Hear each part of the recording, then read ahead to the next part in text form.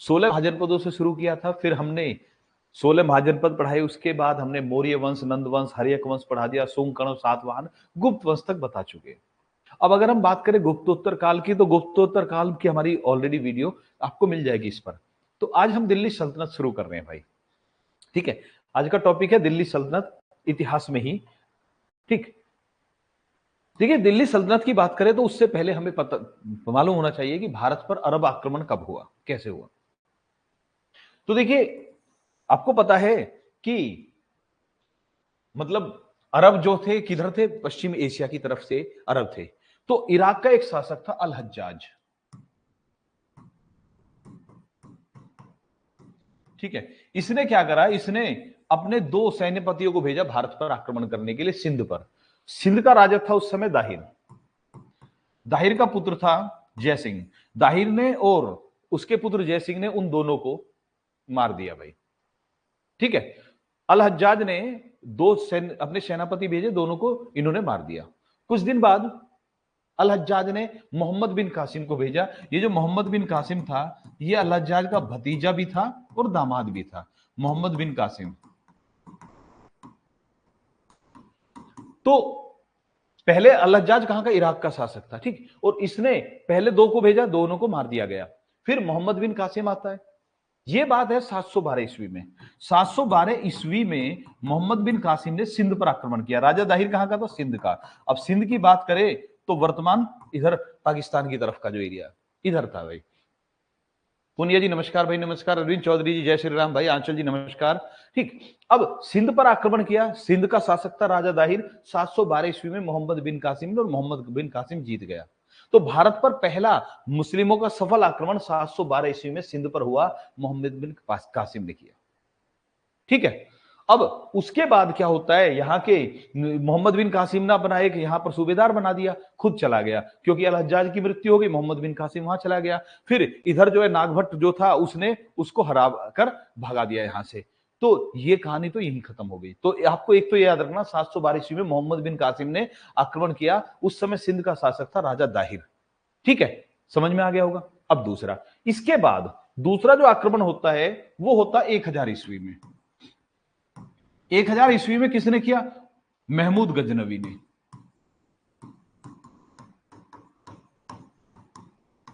अब ये जो महमूद गजनवी था, 1000 ईस्वी में भारत पर की तरफ आक्रमण किया। ये कहां का था, गजनी का शासक था, गजनी का। ये जो गजनी का शासक था, तो गजनी का साम्राज्य जो है अलप्तगीन द्वारा बनाया गया। अलप्तगीन नाम का एक राजा हुआ, इसने गजनी साम्राज्य की स्थापना की। अलप्तगीन के बाद बनता है सुबुक्तगीन, और सुबुक्तगीन के बाद बनता है महमूद गजनवी। इसके बाद ये बनता है। ठीक है, और महमूद गजनवी 998 ईस्वी में गजनी की गद्दी पर बैठा। डेट वेट लिखने की कोई जरूरत नहीं है, टेंशन मत लीजिए भाई। अरुण भाई नमस्कार, भाई नमस्कार। ठीक है, यहां तक समझ में, अलब्दगीन, सुबुद्दीन और उसके बाद महमूद गजनवी बैठता है। महमूद गजनवी बैठता है, गजनी का राजा बनता है 998 में। 1000 ईस्वी में भारत की तरफ आता है। इसका उद्देश्य था कि भारत से लूटपाट करे, जितनी धन दौलत मिले उसको अपने देश में जाकर लगा दे। अपने देश को ये सबसे सुंदर बनाना चाहता था। तो महमूद गजनवी ने कितने आक्रमण किए भाई, 17 बार आक्रमण किया। भारत पर कितने बार आक्रमण किया, 17 बार आक्रमण किया। ठीक है, कोई दिक्कत नहीं है। इसके बाद ऐसे ही चलते रहे, इसके अलग अलग जगह भारत के अलग अलग स्थानों पर अलग अलग आक्रमण कर रहा, 17 बार आक्रमण होते हैं। 1025 ईस्वी में महमूद गजनवी ने सोमनाथ मंदिर को लूटा।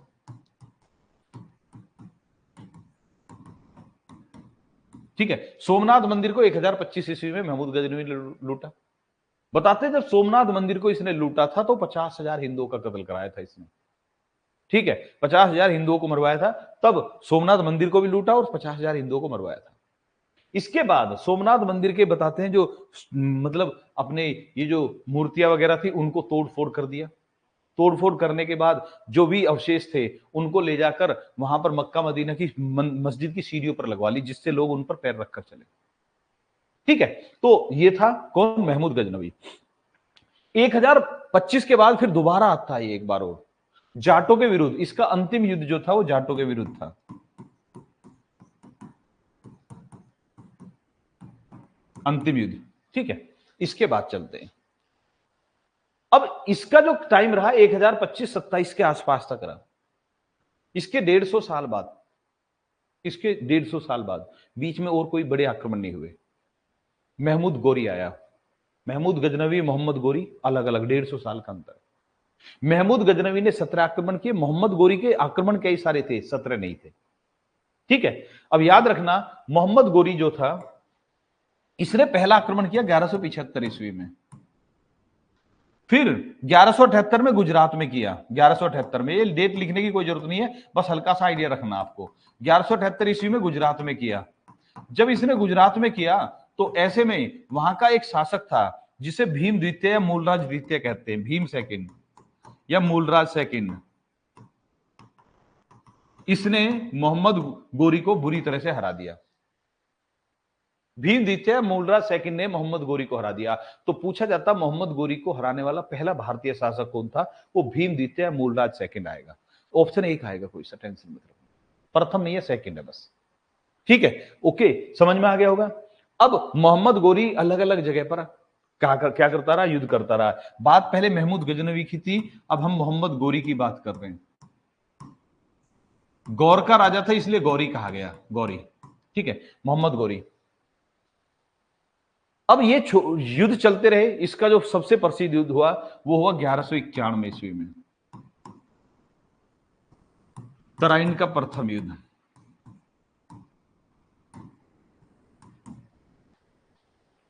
तराइन का पहला युद्ध होता 1191 ईस्वी में। मोहम्मद गोरी को हरा दिया किसने? पृथ्वीराज चौहान ने। पृथ्वीराज चौहान ने मोहम्मद गोरी को हरा दिया। बताइए, ऐसा ठीक चल रहा ना? मैं ज्यादा पूरी डिटेल लिखवाने की जरूरत तो नहीं है, जैसा आपने पिछली क्लास में बताया था कि जी हम अपने आप लिख लेंगे, तो इसलिए मैं बस सीधे सीधे लैंग्वेज पर ध्यान नहीं दे रहा हूं कि भाई लैंग्वेज के अकॉर्डिंग लिखवाने की बात नहीं कर रहा हूं। सही चल रहा ना ऐसा? ओके, बिल्कुल जी, तुषार धामा जी, बहुत बढ़िया भाई। तो 1191 ईस्वी में तराइन का पहला युद्ध होता है पृथ्वीराज चौहान और मोहम्मद गोरी के बीच। पृथ्वीराज चौहान जीत जाता है भाई।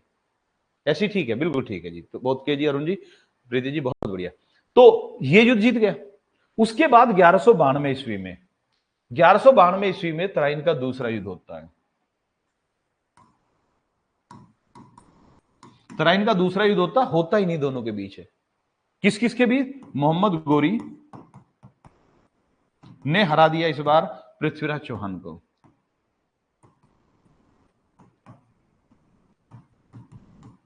ठीक है, और इसके बाद दिल्ली में, क्योंकि पृथ्वीराज चौहान दिल्ली अजमेर के आसपास का राजा था, दिल्ली का अजमेर का एरिया पृथ्वीराज चौहान के पास था।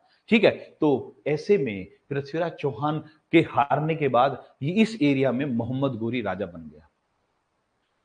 दिल्ली का पहला या भारत का पहला मुस्लिम शासक मोहम्मद गोरी को इसलिए माना जाता है क्योंकि ये यहां पर जम गया। अब से पहले जो भी आ रहे थे, युद्ध कर रहे थे, मारपीट कर रहे थे, मारकाट मचा रहे थे, चले जाते थे। ये जम गया यहां पर, तो भारत का पहला मुस्लिम शासक मोहम्मद गोरी को माना गया। ठीक है, यहां तक कोई डाउट नहीं है। अब कहा जाता है कि ये जो पृथ्वीराज चौहान था, पृथ्वीराज चौहान का दोस्त था चंद्रबरदाई।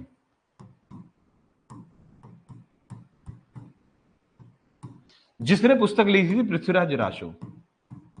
अब विद्वान था भाई, लेखक विद्वान था, तो ऐसे जो भी विद्वान हुआ करते थे तो पहले राजा महाराजा विद्वानों को नहीं छेड़ते थे। राजाओं के युद्ध होता था, जो विद्वान वगैरह होते थे, जैसे संगीतकार हुआ, लेखक हुआ, चित्रकार हुआ, इनको अपने दरबार में फिर दूसरी नौकरी दे देते थे। तो नतीजा ये हुआ, पृथ्वीराज चौहान मोहम्मद गोरी के पास पहुंच गया। लेकिन सॉरी, पृथ्वीराज रासो लिखने वाला चंद्रबरदाई जो था, वो क्या पहुंच गया? मोहम्मद गोरी के दरबार में काम करने लगा। तो यहां पर एक कहानी बताई जाती है कि एक बार चंद्रबरदाई मोहम्मद गोरी से कहने लगा कि हमारा जो राजा था पृथ्वीराज चौहान, वो आवाज पर निशाना लगा देता था। चंद्रबरदाई ने कहा मोहम्मद गोरी से कि हमारा राजा पृथ्वीराज चौहान आवाज पर निशाना लगा देता था।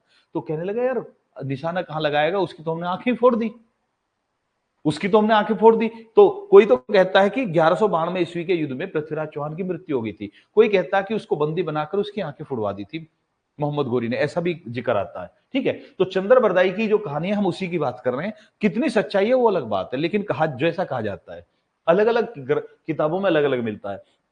तो कहते हैं कि चंद्रबरदाई कहने लगा कि हमारा राजा और मेरा मित्र जो है आवाज पर निशाना लगा देता है। तो मोहम्मद गोरी कहने लगा ये सब अफवाह है, हमने बहुत सुने लेकिन आज तक कोई आवाज पर निशाना नहीं लगा पाया। ठीक है, अब ऐसी स्थिति में कहता चलो जी आप कर लीजिए, पृथ्वीराज चौहान दिखाएगा आपको। तो बताते हैं कि एक बहुत बड़ा एक मतलब स्टेडियम टाइप का था, उसमें के बीच में पृथ्वीराज चौहान खड़ा हो गया और उसको आवाज पर निशाना लगाना था। यहाँ एक घंटा टांग दिया गया। ठीक है, घंटा टांग दिया गया और घंटे की जैसे आवाज आएगी तो पृथ्वीराज चौहान निशाना लगाएगा। अब बताते कि इनका प्लान चल रहा था। तो ऐसे में भाई पहले प्रदर्शन होना था, तो पृथ्वीराज चौहान के पास जो तीर वगैरह दे रखे थे, तो पृथ्वीराज चौहान ने घंटे पर निशाना लगा दिया। घंटा बजाया गया, घंटे पर निशाना लगा दिया, निशाना ठीक बैठा। अब जैसे निशाना ठीक बैठा तो राजा वाह वाह कर उठा। अब पृथ्वीराज चौहान को राजा की आवाज सुनाई देगी। राजा की आवाज तो सुननी थी, लेकिन शोर इतना ज्यादा था कि पृथ्वीराज चौहान थोड़ा कंफ्यूज हो गया कि आवाज तो आई है राजा की, लेकिन कंफ्यूजन है थोड़ा सा, क्योंकि और भाई इतना बड़ा स्टेडियम है, केवल राजा ही थोड़ी बोल रहा था। तो कहते हैं कि यहां पर चंद्रबरदाई समझ गया कि पृथ्वीराज चौहान को पूरा नहीं पता, थोड़ा सा कंफ्यूजन है और चांस एक ही है। तो कहते हैं कि चंद्रबरदाई ने यहां पर एक दोहा कहा। दोहा था 4 बांस 24 गज,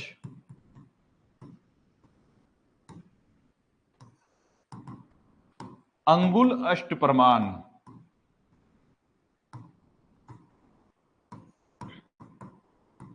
ता ऊपर सुल्तान है, मत चूके चौहान। यह कहा जाता है कि यह दोहा जैसे ही बोला तो इसी में बता दिया कि कितनी ऊंचाई पर है, कितनी दूर पर बैठा हुआ राजा, और ता ऊपर सुल्तान है, मत चूके चौहान। कह दिया कि पृथ्वीराज चौहान झूकना नहीं है, देख ले यही मौका है। तो इसी दोहे को सुनकर पृथ्वीराज चौहान ने राजा पर निशाना लगा दिया और तीर राजा के लग गया, जैसा बताया जाता है। ठीक है, और फिर दोनों दोस्त जो है, जब बताते हैं कि दोनों दोस्त गले मिले और वहां पर उनको मार दिया गया, ऐसा ये उल्लेख है। लेकिन कुछ ग्रंथों में, पुस्तकों में लिखा हुआ है कि खोखर जाति थी, उन्होंने इसका मोहम्मद गोरी की हत्या की थी 1206 में। ठीक है, ये क्लियर हुआ। जो भी था, कितनी सच्चाई है कितना झूठ है, कौन सा सही है कौन सा नहीं, लेकिन ये कहानी भी मिलती है। ठीक है, इसके बाद मोहम्मद गोरी राजा बन गया, यहां पर यहां का दिल, भारत का राजा बन गया। तो मोहम्मद गोरी ने की मुद्राओं पर देवी लक्ष्मी का चित्र बना हुआ था, बहुत इंपॉर्टेंट है भाई। मोहम्मद गोरी की मुद्राओं पर लक्ष्मी देवी का चित्र बना हुआ था। ठीक है, इंपॉर्टेंट लाइन है भाई। इसके बाद मोहम्मद गोरी की मृत्यु हो जाती है 1206 ईस्वी में। अब कैसे भी हुई, लेकिन मरना तो था ही था। 1206 में मोहम्मद गोरी की मृत्यु हो जाती है। यहां से दिल्ली सल्तनत की शुरुआत होती है। ठीक है, अब 1206 से मोहम्मद गोरी की मृत्यु हुई, उसके बाद की स्थिति हम दिल्ली सल्तनत में पढ़ते हैं।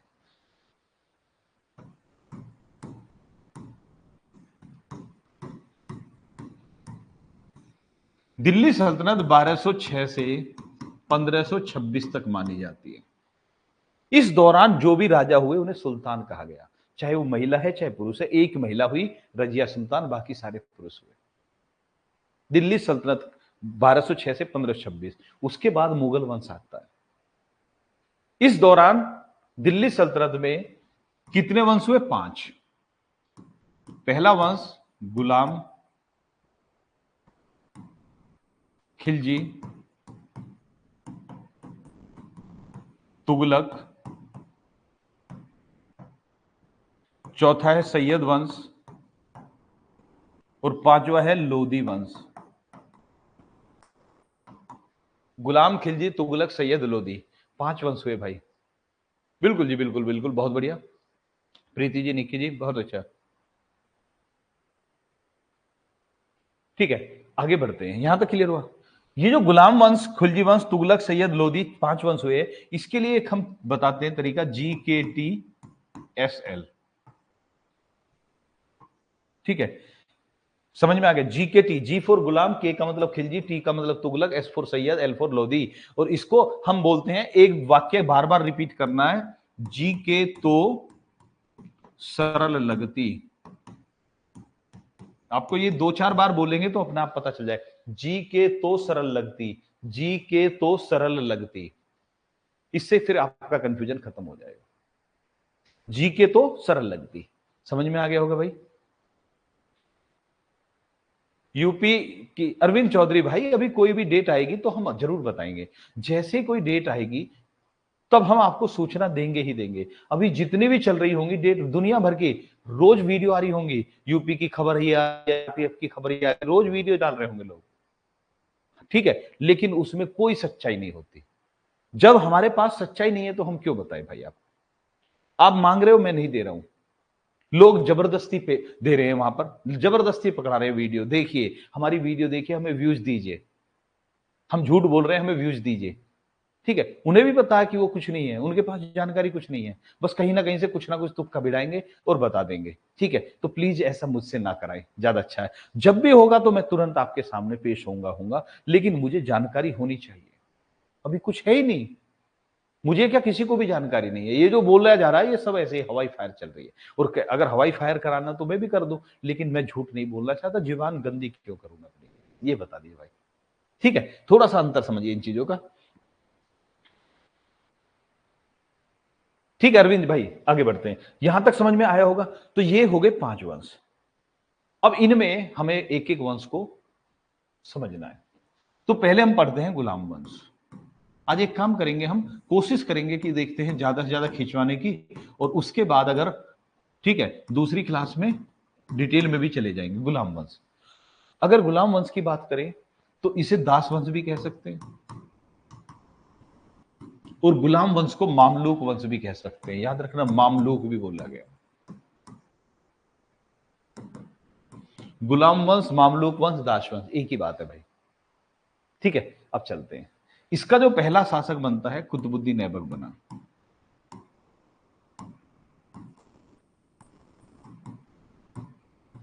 फिर बनता है इल्तुतमिश,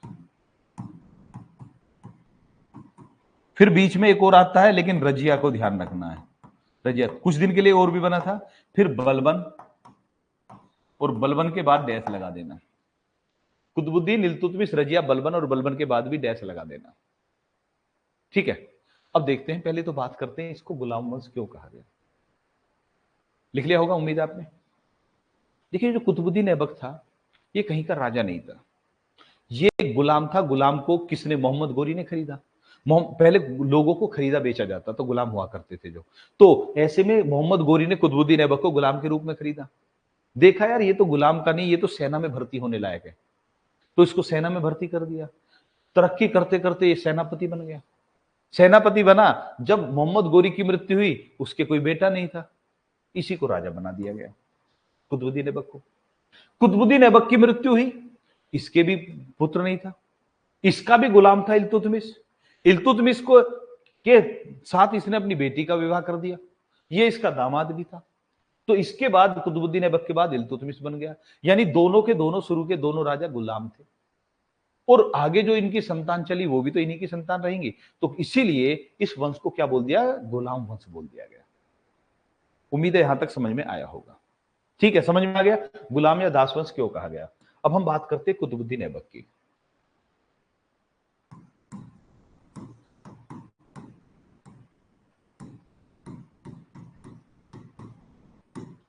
कुतुबुद्दीन ऐबक ये राजा बनता है 1206 से, और ये सिर्फ 1210 4 वर्ष तक ही रहा, ठीक है। 1206 से 1210 तक रहा। मोहम्मद गोरी की मृत्यु होगी, अचानक से इसको राजा बनना पड़ा। अब ये बेचारा ये कहने लगा कि मैं तो भैया मैंने कहा राजकाज करा, हम तो सीधे साधे आदमी हैं। तो इसने कुछ नहीं किया, इसने ना तो अपने नाम से सिक्के चलवाए,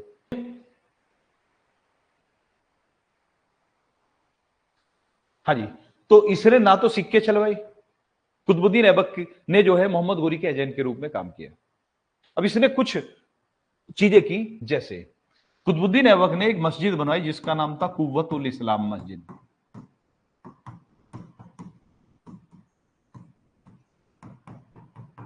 भारत की पहली बड़ी मस्जिद मानी जाती है, इससे पहले भी थी लेकिन बड़ी मस्जिदों में पहले मानी जाती ना। ऑल ओके, ठीक है भाई, ठीक है। कुव्वतुल इस्लाम मस्जिद कुतुबुद्दीन ऐबक ने बनाई। इसने एक काम और किया कुतुबुद्दीन ऐबक ने, वो थी कुतुब मीनार का निर्माण शुरू करा दिया। कुतुब मीनार का निर्माण शुरू कराया। याद रखना, एक कुतुबुद्दीन बख्तियार काकी नाम के,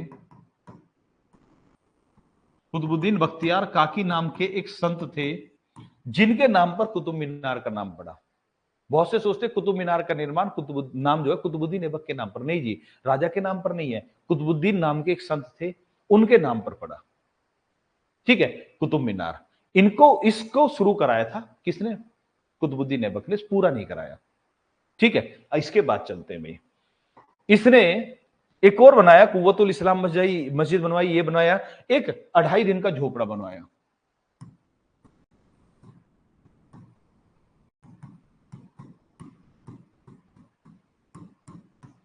अढ़ाई दिन का झोपड़ा बनवाया अजमेर में। बहुत से कहते हैं यहां पर एक संस्कृत महाविद्यालय था, बहुत सारे कहते हैं मंदिर था, तो ये बनवा दिया भाई।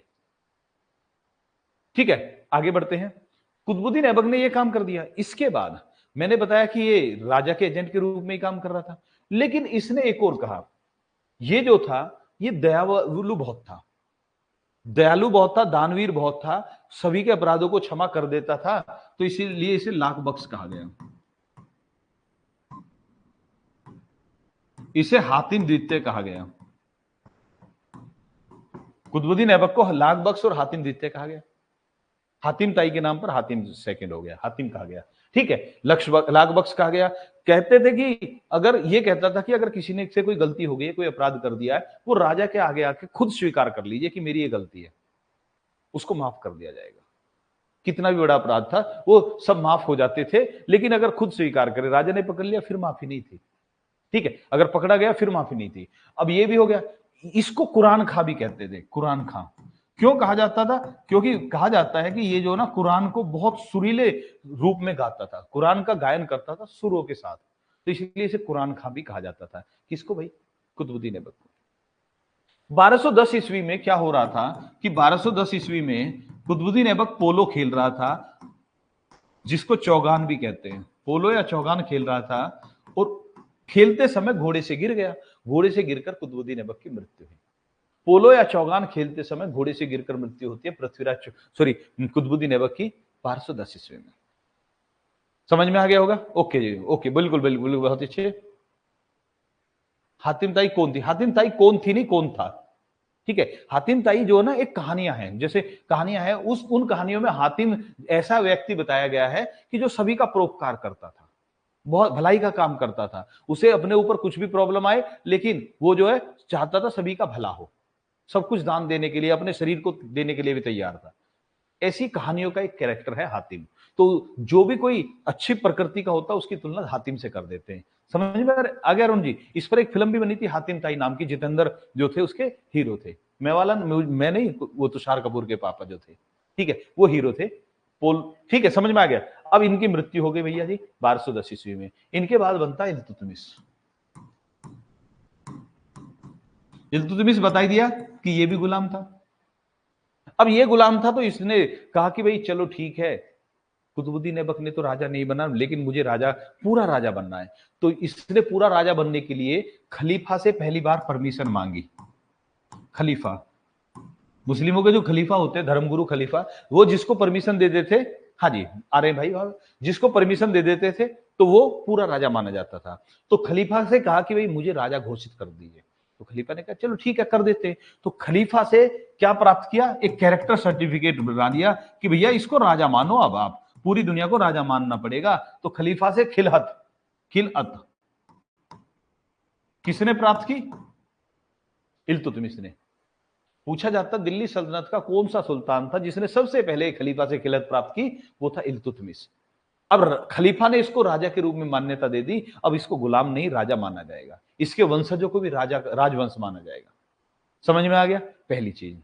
दूसरी बात ये, क्योंकि देखिए इसका मालिक जो था कुतुबुद्दीन ऐबक, वो भी गुलाम था।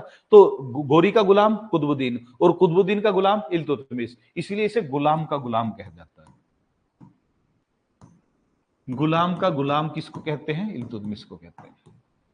यहां तक ठीक है। अब इसने कहा कि मुझे कई सारी नई चीजें करनी है, तो इसने एक तो इक्ता प्रणाली की शुरुआत कर दी। ठीक है, इसने इक्ता प्रणाली शुरू की। इसने कहा मुझे शासन करने में दिक्कत आ रही है, तो इसने 40 तुर्की सरदार थे, उनको इकट्ठा कर लिया कि भैया मेरी हेल्प करो। 40 तुर्की सरदारों को इसने इकट्ठा कर लिया कि सारे मिलकर काम करेंगे। 40 तुर्की सरदार, जैसे आज राजा के मंत्री होते हैं, तो ऐसे ही इसके मंत्री बन गए 40 तुर्की सरदार, जिसे कहा गया चालीसा। तो इसने चालीसा का गठन किया। किसने? इसने। इस चालीसा को आप कह सकते हैं तुर्कान ए चिहलगानी। तुर्कान ए चिहलगानी या चालीसा का गठन किसने किया? इल्तुतमिश ने किया। ठीक है, बिल्कुल। प्रथम खलीफा अबू बकर, बिल्कुल, बहुत बढ़िया भाई, यहां तक समझ में आया होगा। अब इसके बाद चलते हैं। ये तो इसने किया। कुतुब मीनार जो कुतुबुद्दीन ऐबक ने कराई थी, उसको पूरा करा दिया। हालांकि उसमें बाद में और भी काम हुआ था फिरोज शाह तुगलक के समय तक, लेकिन कुतुब मीनार को पूरा करा दिया इसने। तीसरी चीज एक और आती है कि इसके समय में 1221 ईस्वी में 1221 ईस्वी में चंगेज खां का भारत पर आक्रमण हुआ। ठीक है, याद रखना, इसी के समय में एक युद्ध हुआ था, तराइन का तीसरा युद्ध। वर्ष बताइए, तराइन का तीसरा युद्ध कब हुआ था?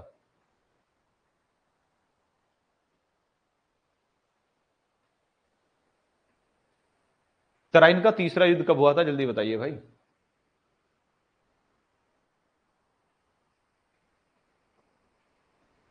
नहीं जी, अरुण जी गलत बोल रहे हो। इसके समय में हुआ था भाई, मैं बताता रहा हूं। 1210 में तो ये बैठा था। वो जिसको आप 1194 बता रहे हो, चंदावर का युद्ध हुआ था। मोहम्मद गोरी ने राजा जयचंद को हराया था। अरविंद चौधरी 1194 में चंदावर का हुआ था भाई। मैं इसके समय बता रहा हूं। इल्तुतमिश के इतना तो हिंट दे चुका हूं मैं। कौन बताएगा? 1217 निक्की जी।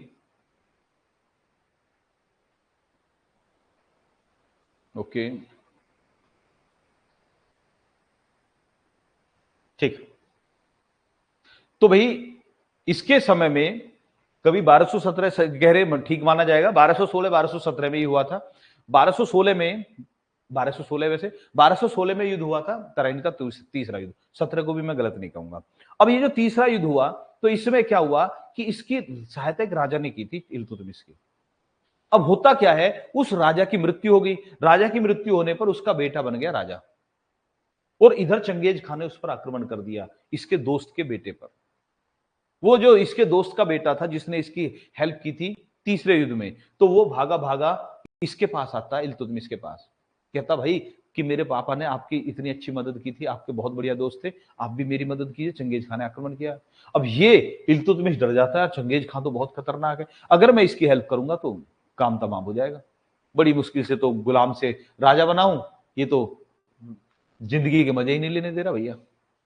ऐसे में ये हाथ खड़े कर देता है, कहता भैया तू जान, तेरा काम, मैं तेरी हेल्प नहीं करूंगा। वो राजा वहां से भाग गया। अब ऐसी स्थिति में चंगेज खां को पता चल गया इल्तुतमिश ने मना कर दिया, तो इल्तुतमिश और चंगेज खां का युद्ध नहीं हुआ। चंगेज खां ने इस पर आक्रमण नहीं किया फिर। तो इल्तुतमिश के समय में चंगेज खां का आक्रमण हुआ, लेकिन लेकिन लेकिन लेकिन युद्ध नहीं हुआ, याद रखिए। इल्तुतमिश के समय में चंगेज खां का आक्रमण हुआ, लेकिन युद्ध नहीं हुआ। यहां तक ठीक है। चंगेज खां चला गया। 1236 ईस्वी में इसकी मृत्यु होती है, तो ये पहले ही बोल देता कि मेरे बाद मेरी बेटी रजिया शासक बननी चाहिए, रजिया बननी चाहिए शासक। ठीक है, 1236 में इसकी मृत्यु पर पहले ही बोल देता कि मेरी बाद मेरी बेटी रजिया ही शासक बननी चाहिए। लेकिन कुछ लोग कहते हैं यार, जब अब तो राजा मर गया, इसके कौन पूछ रहा है, एक काम करो, इसके बेटे को राजा बना दिया जाता है। तो कुछ लोग इल्तुतमिश के बेटे को राजा बना देते, रुकनुद्दीन फिरोज को। ठीक है, इसके बाद क्या होता है, जब वो राजा बन जाता है, तो अब जो रजिया वाली पार्टी थी वो विरोध शुरू करते हैं। नतीजा होता भाई बहनों में आपस में संघर्ष, और रजिया कुछ दिन बाद रजिया शासक बन जाती है। तो रजिया ने कब किया? 1236 से 1240।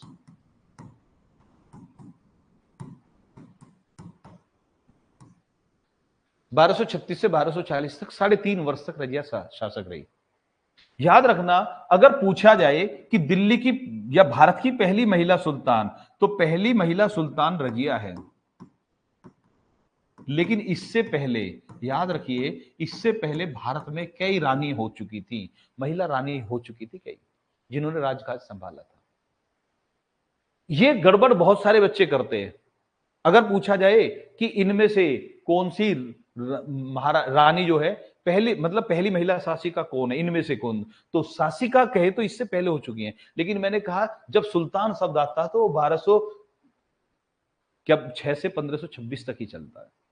दिल्ली सल्तनत की ही बात चलती है। शासिका की बात चले तो इससे पहले रानी दीदा हुई कश्मीर की, नायिका देवी हुई गुजरात की, जिसका मूलराज द्वितीय या भीम द्वितीय जिसका बेटा था, वो नायिका देवी भी काम कर चुकी थी। ठीक है, रानी दिद्दा काम कर चुकी थी। ठीक है, उधर दक्षिण भारत में भी महारानी थी। तो ये कई सारी ऐसी रानियां थी जो इससे पहले बन चुकी थी, शासिका बन चुकी थी, लेकिन पहली महिला सुल्तान रजिया रही। अब रजिया जो थी ये क्या थी, दरबार में आती थी, लड़कों वाले कपड़े पहनती थी, राजा बन गई है, घुड़सवारी कर रही है, हथियार चला रही है। अब आप ये सोचकर देखिए उस समय जो कट्टर मुस्लिम थे वो इस चीज के विरोधी थे कि एक लड़की हम पर शासन करेगी, उसकी बातें सुनेंगे हम, ये बुर्का नहीं पहन रही, ये नहीं कर रही, वो नहीं कर रही, 100 बात उठी होंगी। नतीजा ये हुआ इसके खिलाफ षड्यंत्र चलने लगे। 3.5 वर्ष में ही इसकी को गद्दी से उतार दिया गया और इसको देश छोड़कर भागना पड़ा। तो जब ये देश छोड़कर भागी तो वहीं पर कुछ ये और इसका पति थे, इनकी हत्या कर दी गई। ठीक है, और यहां पर अब ऐसी स्थिति बन गई कि इल्तुतमिश के बाद कभी बहराम सहारा, कभी रुकनुद्दीन फिरोज, कभी रजिया, कभी कोई, कभी कुछ, कभी एक नासिरुद्दीन महमूद नाम का आया। ऐसे कई शासक बदल दिए। कौन बदल रहा था? चालीसा। वो जो 40 तुर्की सरदार थे, ये जिसको चाहे राजा बना दे, जिसको चाहे उतार कर फेंक दे। इनके हाथ में पावर आ गई। राजा कमजोर हो गए, ये शक्तिशाली हो गए। ठीक है भाई। हाँ जी, कश्मीर की शासिका निक्की जी, बिल्कुल बिल्कुल बिल्कुल। ठीक है, आगे बढ़ते हैं। इसके बाद ये 40 तुर्की सरदार मजबूत हो गए। यहां पर एक बीच में हुआ एक नासिरुद्दीन महमूद। नासिरुद्दीन महमूद तुगलक वंश में भी हुआ था, इस वंश में भी हुआ नासिरुद्दीन महमूद। और ये ऐसा शासक था जो खुद टोपी सिलता था, और जब टोपी से सिलने से जो इनकम आती थी उसी में अपना गुजारा करता था। राज्य के धन को, राजा होते हुए उस धन को हाथ नहीं लगाता था, टोपी सिलकर गुजारा करता था। इस नासिरुद्दीन महमूद ने बलबन को उलूग खां की उपाधि दी थी। ठीक है, नासिरुद्दीन महमूद राजा था जिसने बलबन को उलूग खां की उपाधि दी थी। आ जाते बलबन। बलबन जो था इन 40 तुर्की सरदारों में से एक था। तो जब ये राजा बनता है, मैंने बताया ना रजिया के बाद कई सारे उठापटक रही, जब राजा बनता है तो इसे पता है कि कैसे हमने बहुत सारे राजा बनाए और किसको उतार कर फेंक दिया। इसको यह पता था कि जो राजा बनता है उसके खिलाफ षड्यंत्र चलते हैं। ये उन्हीं दरबारी में से था। तो इसलिए ये सोचता है राजा तो बन गया, कैसे ना कैसे तिकड़मबाजी से राजा तो बन गया हूं, लेकिन ये जो है ना मेरे साथी, जो मेरा साथ दे रहे थे अभी, अब यही मेरे दुश्मन हो जाएंगे, कुछ दिन में मेरी भी हत्या करा दी जाएगी। तो इसने सोचा पहले इन्हीं का काम तमाम करा जाए। तो बलबन ने अब ऐसे नियम बनाने शुरू कर दिए, ऐसे नियम बनाने शुरू कर दिए जो दरबार में इसके खिलाफ षड्यंत्र हो वो दब जाए। तो इसने क्या करा नियम बना दिया। पहला नियम कि दरबार से बाहर कोई भी दो दरबारी नहीं मिलेंगे आपस में, जो भी बात करनी है यहीं पर करेंगे। कोई भी दरबारी यानी जो 40 लोग हैं वो किसी दूसरे के घर पर नहीं जाएगा, कोई भी बिना राजा की परमिशन के। अगर जाएगा तो राजा को बताकर जाएगा, दूसरा राजा अपनी तरफ से एजेंट भेजेगा तब जाएगा, क्योंकि ये जानता था अकेला व्यक्ति कोई कुछ नहीं कर पाएगा। जैसे ही ये इकट्ठे हुए कुछ ना कुछ प्लान बनाना शुरू करेंगे और काम खराब हो जाएगा। इसने सभी दरबारियों के पीछे अपने गुप्तचर लगा दिए, जासूस छोड़ दिए भाई, गुप्तचर लगा दिए, जासूस छोड़ दिए। कौन कहां जा रहा, किससे मिल रहा, क्या बात चल रही है, सब चीजों की जानकारी राजा तक पहुंचनी चाहिए। और स्ट्रिक्टली कह दिया था कि कोई दूसरे व्यक्ति से जाकर मिलेगा ही नहीं, अगर मिलेगा तो कठोर से कठोर दंड होगा। कहने लगे अब जब ये बात हुई होगी तो किसी ने कहा होगा भैया जी चलो ठीक है आपने कह दिया मिलना नहीं है, अगर उस हमारे दोस्त है उसके बेटे का जन्मदिन है क्या करें, एनिवर्सरी आ रही है क्या करें, कुछ प्रोग्राम है भजन करवा रहे क्या करें। समझ में आ गया, एक उदाहरण बताते हैं। तो वो कहने लगा अगर किसी भी प्रोग्राम में जाएंगे तो राजा को भी तो बुलाएगा वो, तो राजा भी जाएगा, राजा जाएगा और राजा के साथ फिर सारे जा सकते हो, और जैसे राजा निकले उससे पहले सभी को निकलना पड़ेगा, मतलब वहां भी इकट्ठे नहीं रहने देगा राजा। ऐसे नियम बना दिए। अब इसने ऐसे पूरी कोशिश करी कि कोई भी दो मेंबर मिल ना पाए, दरबार से अलग कभी बात ही नहीं हो पाए। इतना होने के बाद एक चीज और कर दी इसने कि अगर इसके जो भी आदेश है उनको कोई पालन नहीं करेगा तो उसके लिए लौह एवं रक्त नीति यूज की जाएगी। ब्लड एंड आयरन पॉलिसी, लौह एवं रक्त नीति, यानी कि अगर इसके खिलाफ कोई गड़बड़ करेगा तो उस पर राजद्रोह का मुकदमा चलेगा और उसकी लौह एवं रक्त का मतलब है उसकी हत्या कर दी जाएगी। पहली चीज, कोई बख्शा नहीं जाएगा। लेकिन इससे कौन डर रहा था भाई, ये तो पहले भी राजा करते थे। इसने एक स्टेप और जोड़ दिया, जो इसके खिलाफ जाएगा उससे मार दिया जाएगा, उसके बीवी बच्चों को गुलाम बना दिया जाएगा। इससे डरते थे, क्योंकि अगर एक बार गुलाम बन गए तो फिर नहीं पता कितनी पीढ़ियों तक गुलाम रहना पड़ेगा। ठीक है, तो इसे लौह रक्त नीति कहा गया। अब इसे एक चीज और दिखाई दी बलबन को।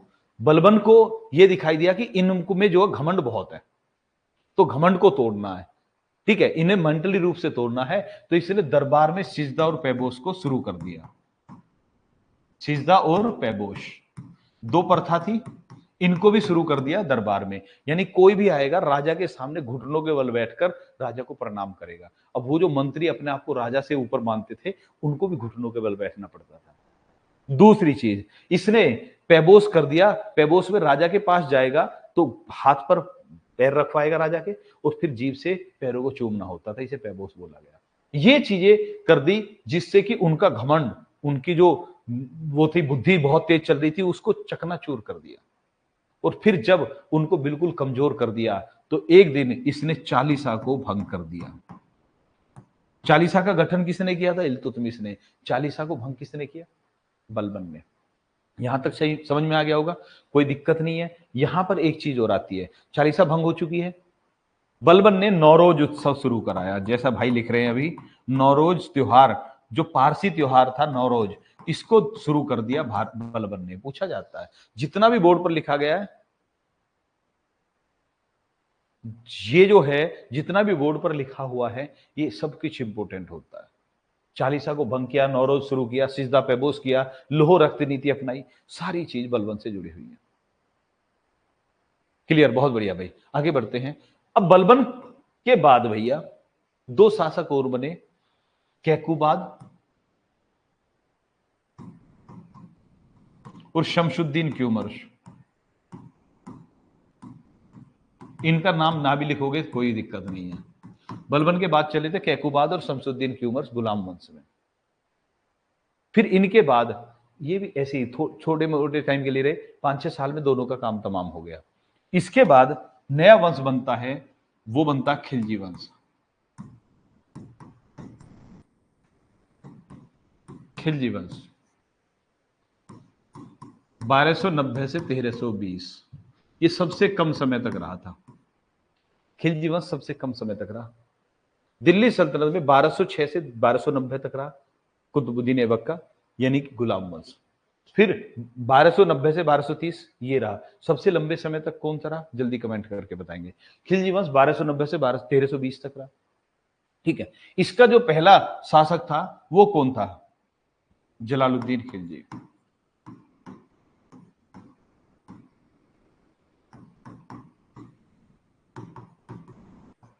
दूसरा शासक हुआ अलाउद्दीन खिलजी।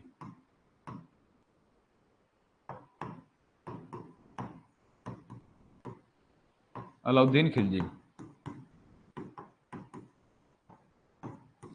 ठीक है। इसके बाद अलाउद्दीन खिलजी के बाद भी हुए हैं। बिल्कुल जी, बिल्कुल, बहुत बढ़िया। अब बढ़ते हैं। जलालुद्दीन खिलजी शासक बन गया।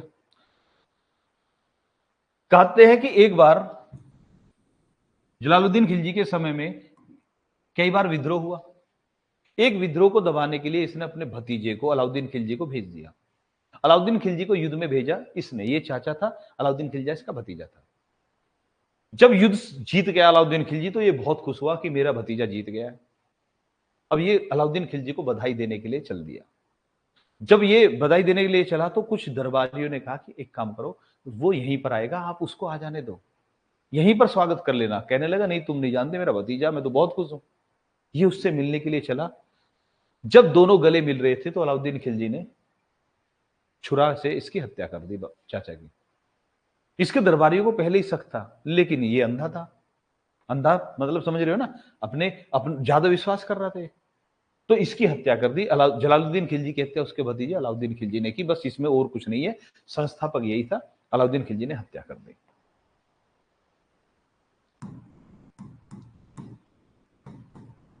अलाउद्दीन खिलजी ये 1296 में बना, 6 साल ही किया था जलालुद्दीन खिलजी ने, और 1296 से 1326 तक 20 साल इसने किया। टोटल 30 साल में 20 साल अलाउद्दीन खिलजी रहा, 6 साल जलालुद्दीन खिलजी और 4 साल बाद में बताएंगे कैसे हुआ था। अब ये जो अलाउद्दीन खिलजी था ये बहुत शक्तिशाली था। पहली बात तो ये कि इसने कहा कि मुझे जो ना, मुझे सिकंदर की तरह पूरी दुनिया को जीतना है, तो इसने सिकंदर सानी की उपाधि धारण की, सिकंदर के जैसा, सानी मतलब सिकंदर के जैसा उपाधि धारण की। दूसरी बात, अब इसने कहा अगर मुझे सिकंदर की तरह दुनिया को जीतना तो सेना को शक्तिशाली बनाना पड़ेगा। अब सेना को शक्तिशाली बनाने के लिए क्या क्या हो सकता है, सुनते चलिए, हल्का हल्का अपने हिसाब से नोट कर लेना। तो इसके जो काम थे वो ये थे कि सेना शक्तिशाली बननी चाहिए। तो सबसे पहले इसने सैनिकों का हुलिया रखना शुरू किया।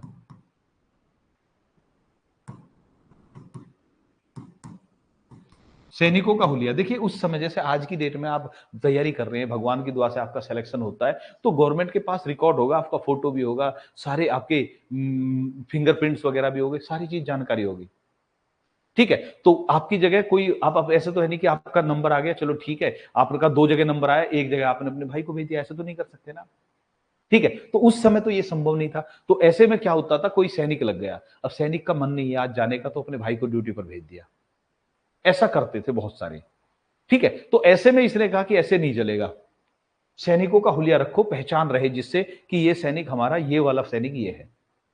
ठीक है, तो हुलिया लिखना शुरू करा, पहला राजा था जिसने ये काम किया। दूसरा, इसने देखा कि जो सेना के घोड़े हैं, जो सेना के घोड़े होते थे, उनका इस्तेमाल पता चल रहा है जी और कामों में भी हो रहा है।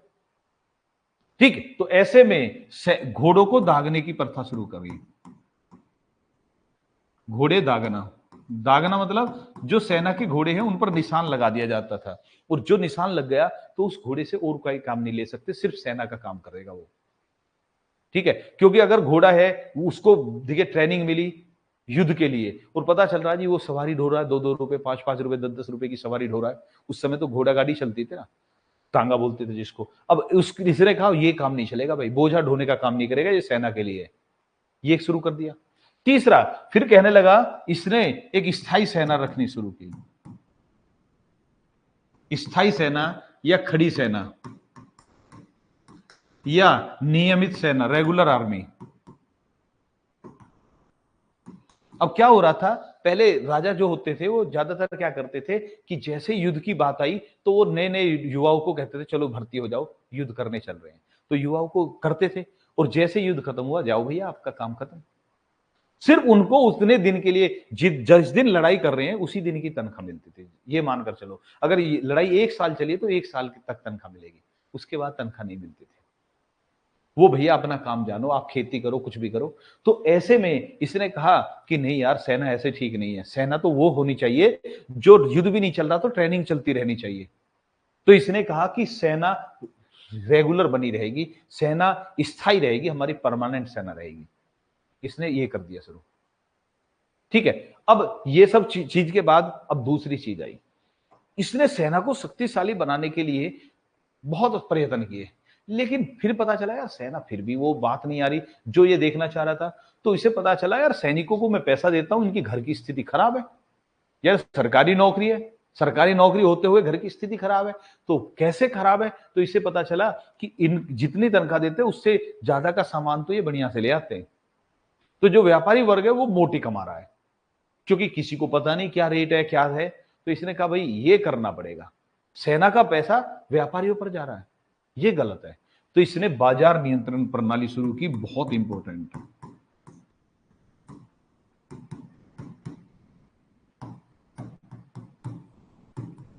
बाजार नियंत्रण प्रणाली शुरू की है किसने भाई, अलाउद्दीन खिलजी ने। अब ये जो बाजार नियंत्रण प्रणाली थी इसमें क्या करा कि एक तो नाप तोल फिक्स कर दी गई। पहले कहां बट्टे होते थे, बाट वगैरह थोड़ी होते थे, ऐसी किसी भी चीज से तोल देते थे। तो इसने कहा नहीं चलेगा, बाट फिक्स होंगे, कोई दुकानदार कम नहीं तोलेगा। अगर कोई दुकानदार कम तोलते हुए पाया जाता था तो कहते हैं कि उसके शरीर से मांस निकलवा देता था, जितना कम तोला है। सो दुकानदार ने जितना भी कम तोला है उतना ही मांस निकलवाता था शरीर से। अब देना पड़ेगा भैया, तो कौन कम तोलेगा? कोई नहीं तोलता था। दूसरी, बाजार नियंत्रण प्रणाली के नाप तोल बिल्कुल ठीक होनी चाहिए। इससे अलग एक चीज और करी इसने कि इसने निश्चित कर दिया कि किस वस्तु की कीमत कितनी रहेगी, ये सरकार की तरफ से आदेश आता था। कोई उससे ज्यादा महंगी नहीं बेच सकता था। मार्केट के अलग अलग मार्केट में हर एक वस्तु की दाम फिक्स कर दिए कि भैया यहां पर आलू इस रेट मिलेगा, गेहूं इस रेट मिलेगा। ये डिसाइड जो करते थे, कमेटी बनती थी और वो डिसाइड करती थी कि भैया ये चीज यहां पर हो रही है और यहां से आएगी दूसरी, इतना ट्रांसपोर्ट लग जाएगा, इतना भाड़ा लगेगा, इतने में दे देगा। इसे बचत भी चाहिए थोड़ी सी। 100 रुपए में इसने खरीदिया, 20 रुपए भाड़ा मिला है, भाड़ा लग गया है, तो इसे 20 रुपए एक्स्ट्रा भी चाहिए, तो भैया 120 140 में बेच सकता है। ऐसी चीज जिससे कि व्यापारी लगातार सप्लाई बनाए रखे, व्यापारी को फायदा हो, लेकिन आम लोगों के लिए फिक्स कर दिया। तो कीमत नियंत्रण भी शुरू किया, बाजार नियंत्रण, कीमत नियंत्रण, माप तोल नियंत्रण, ये सारे काम शुरू कर दिए। किसने भैया? अलाउद्दीन खिलजी ने। यहां तक समझ में आ गया? हाँ जी, बिल्कुल बिल्कुल, अली गुरसाफ जी, बिल्कुल जी। इसका ओरिजिनल नाम था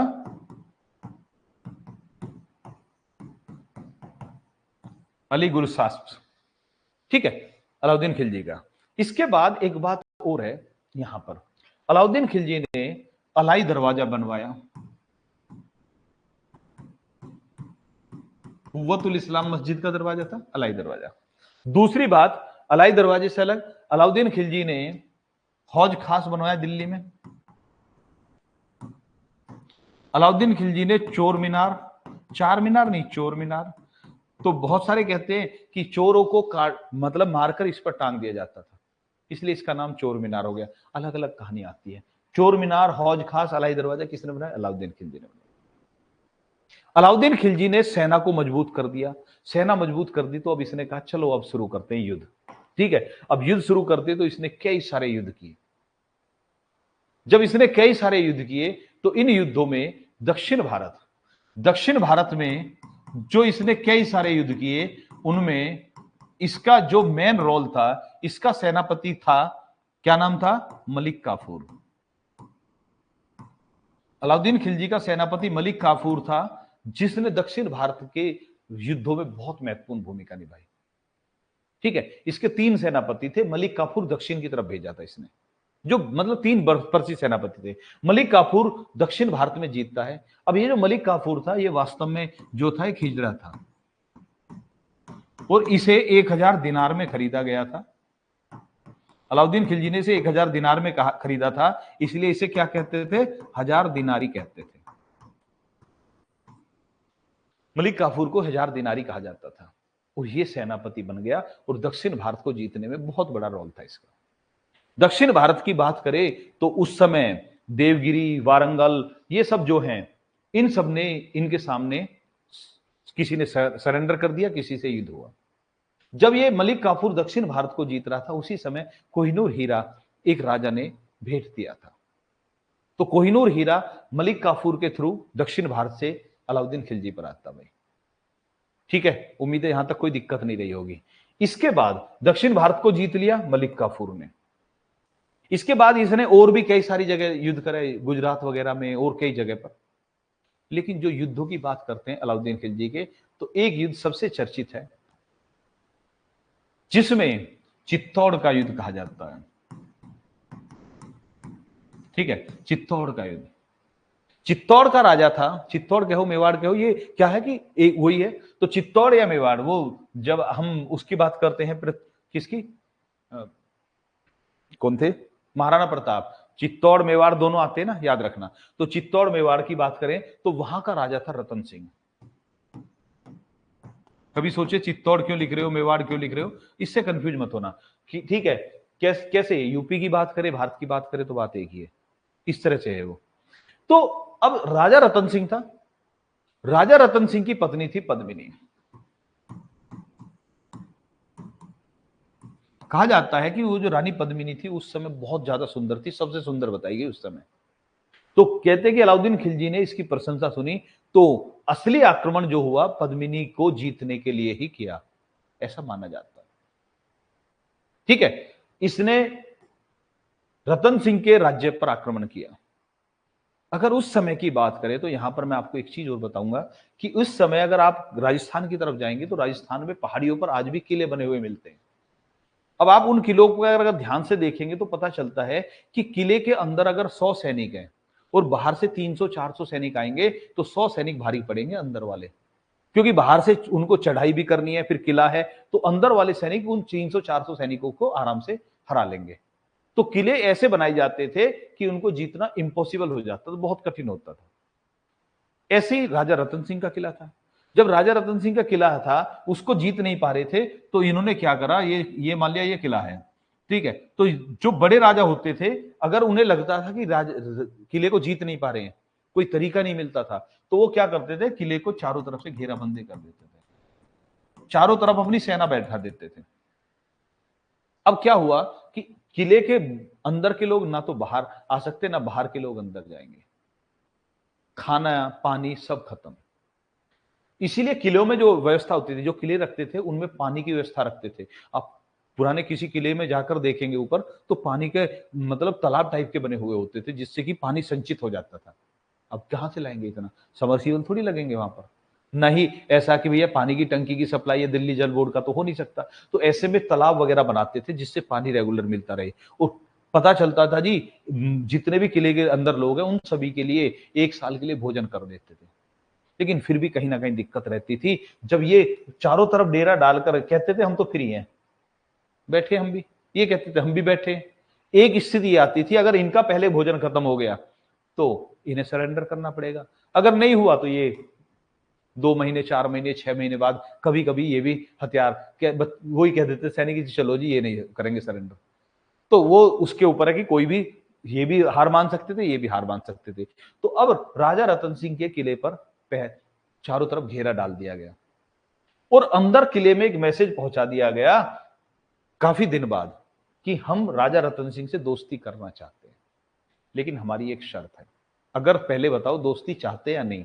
राजा रतन सिंह ने कहा चलो ठीक है दोस्ती कर लेंगे, क्या दिक्कत है, शर्त बताइए। तो शर्त बताई गई कि हम रानी पद्मिनी को देखना चाहते हैं। अब राजा रतन सिंह सोच में पड़ गया, क्या है यार ये कैसी अजीब शर्त रखी है इन्होंने। तो अपने मंत्रियों वगैरह से सलाह करी, मंत्री कहने लगे देखिए ये भी परेशान है हम भी परेशान है, क्या बुराई है, रानी पद्मिनी दिखा दीजिए, दोस्ती हो जाएगी, ये चला जाएगा। ठीक है, अब ऐसी स्थिति में ये डिसाइड हो गया, पृथ्वीराज चौहान किले के अंदर आ गया। पृथ्वीराज चौहान किले के अंदर आया तो बताते हैं कि रानी पद्मिनी को एक बहुत बड़ा शीशा बनाया गया, दर्पण बनाया गया, उसमें रानी पद्मिनी को दिखाया गया, डायरेक्ट नहीं दिखाया गया। पृथ्वीराज चौहान ने रानी पद्मिनी को देखा और उससे पता चला है वास्तव में जो कहा था रानी पद्मिनी उससे बढ़कर सुंदर है। यहां से पृथ्वीराज चौहान कहता है एक दिन 2 दिन या 1 घंटे 2 घंटे बाद कहता है चल भाई यार अब दोस्ती तो हो गई, चलता हूं मैं। तो वो भी ठीक था यार, राजा है, राजा का सम्मान करना चाहिए। तो वो अपने दोस्त को छोड़ने के लिए बाहर आया। जैसे किले से बाहर आ रहे थे तो बताते हैं कि अलाउद्दीन, कौन था, अलाउद्दीन खिलजी जो था, मैं कुछ गलत तो नहीं बोल रहा था नाम।